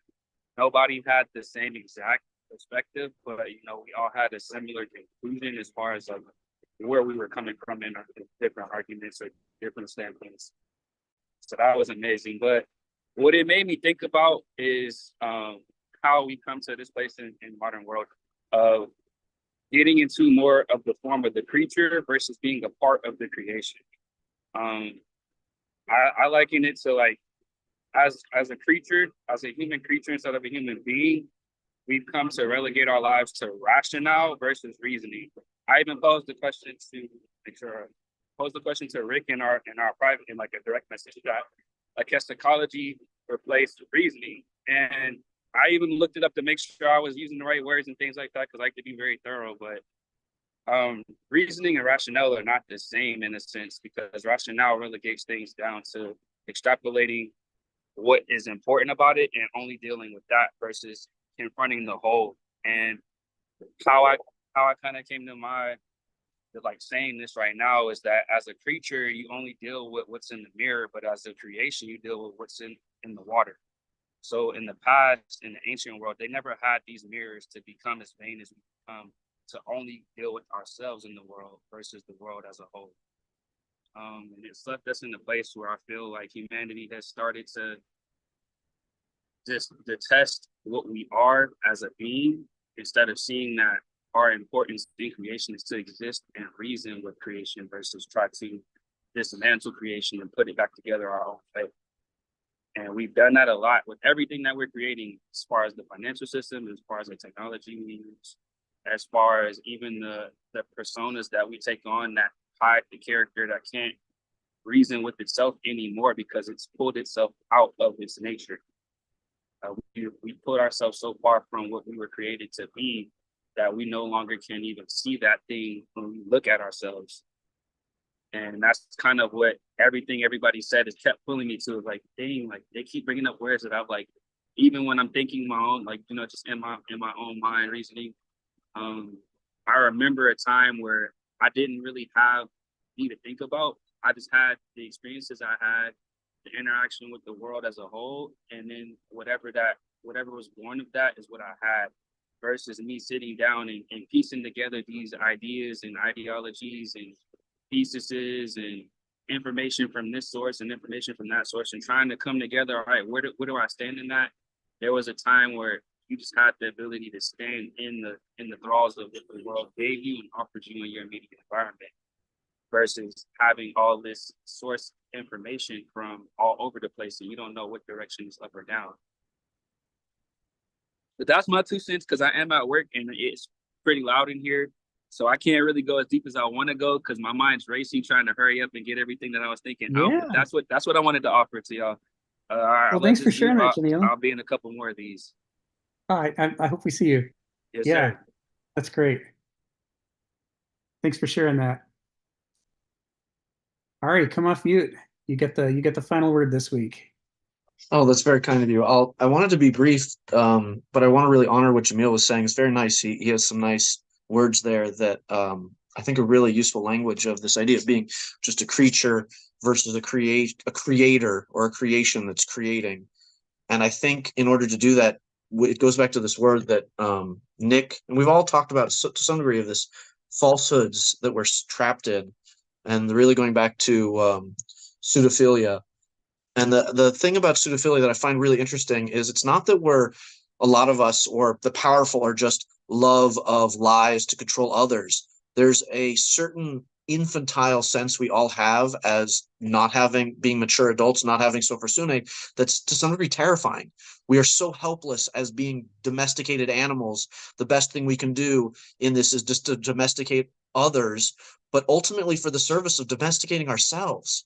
We love being fooled in this way because it's so much more easy in terms of the almost like the attractiveness or the addiction of confirmation bias, where it's just so much easier to fall into these things and let rationale, which is ultimately a form of lying, any reasoning, which is taking it outside of the context of Jamil's, real reasoning is sophrosyne. Let's say it like this. Reasoning in the modern language is rationale, which is just a form of deceit. There's a certain amount of bias that's inherent in it, and it's whether you have a lot of bias or a little bit. These abstractions are not really accurate realities, and they're so attractive because they allow us to feel safe in an unsafe world. They allow us to feel like we're wild animals when we're really just domesticated animals, and allow us to be just creatures as opposed to creators or creations.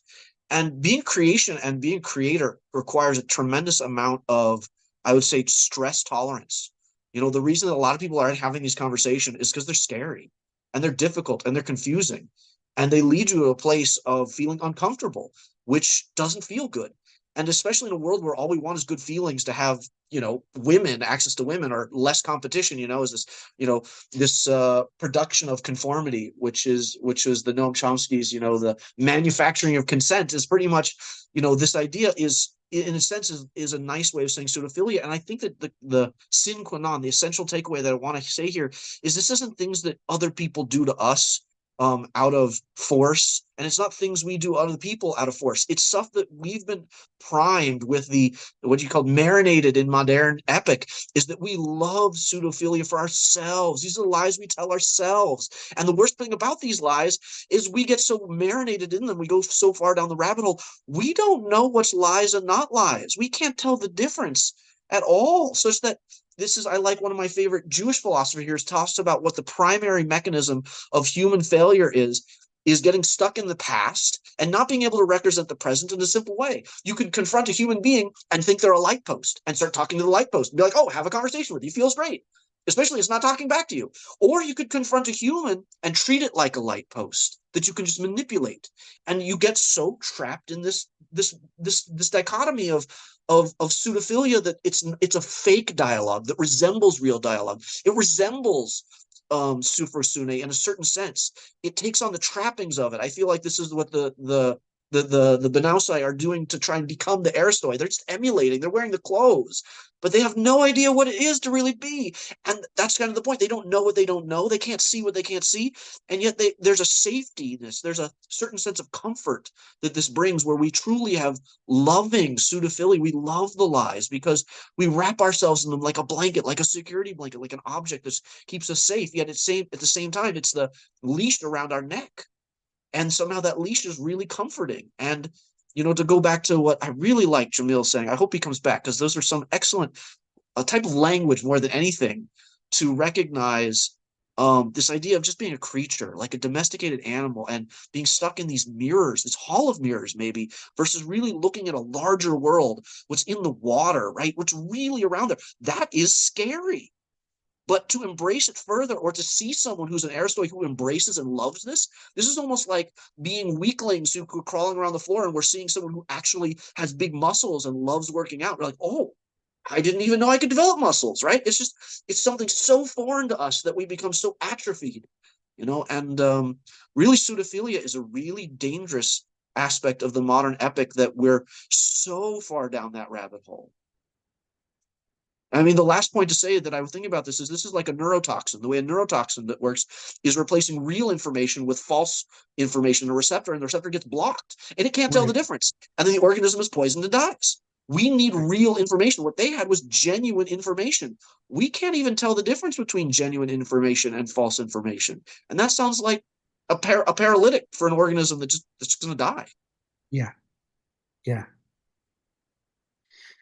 Yeah, I guess I'm going to drop a little Kenneth Smith metaphor at the end that fits in with what you're saying, where he says his favorite JFK conspiracy book doesn't say anything about who killed him. The author of the book says, well, hell, I don't know. It could be anybody. That's not what this conspiracy book is about. The conspiracy book is about, as it says, during the investigation, everybody lied. And the reason they lied is every government official had their hands in the cookie jar in some way that they weren't supposed to.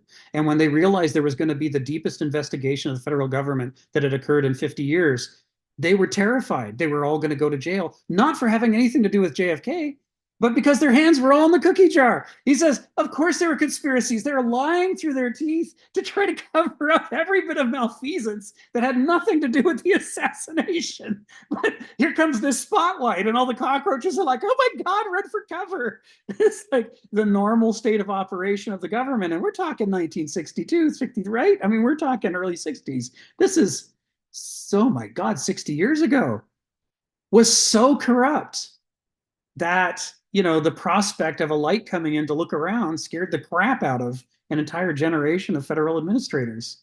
And so there were conspiracies left and right, and the conspiracies were to pretend they were doing their job, and that's not what they were actually doing, which was kickbacks and lining their own pockets. And you got to think, do you think it's better now than it was then? How much pseudophilia is there in the world? Well, it's a shocking amount. So I want to second what you said, Ari, in praising Jamil. I think those were great comments, and we'll be thinking about that for a long time to come. And with that, we're going to wrap up this week. I hope you all had a good time, and look forward to seeing you all next week. I think we're going to finish the chapter next week, and oh my God, after that we'll start the medieval epoch. Ooh, big changes in this seminar. Take care, everyone.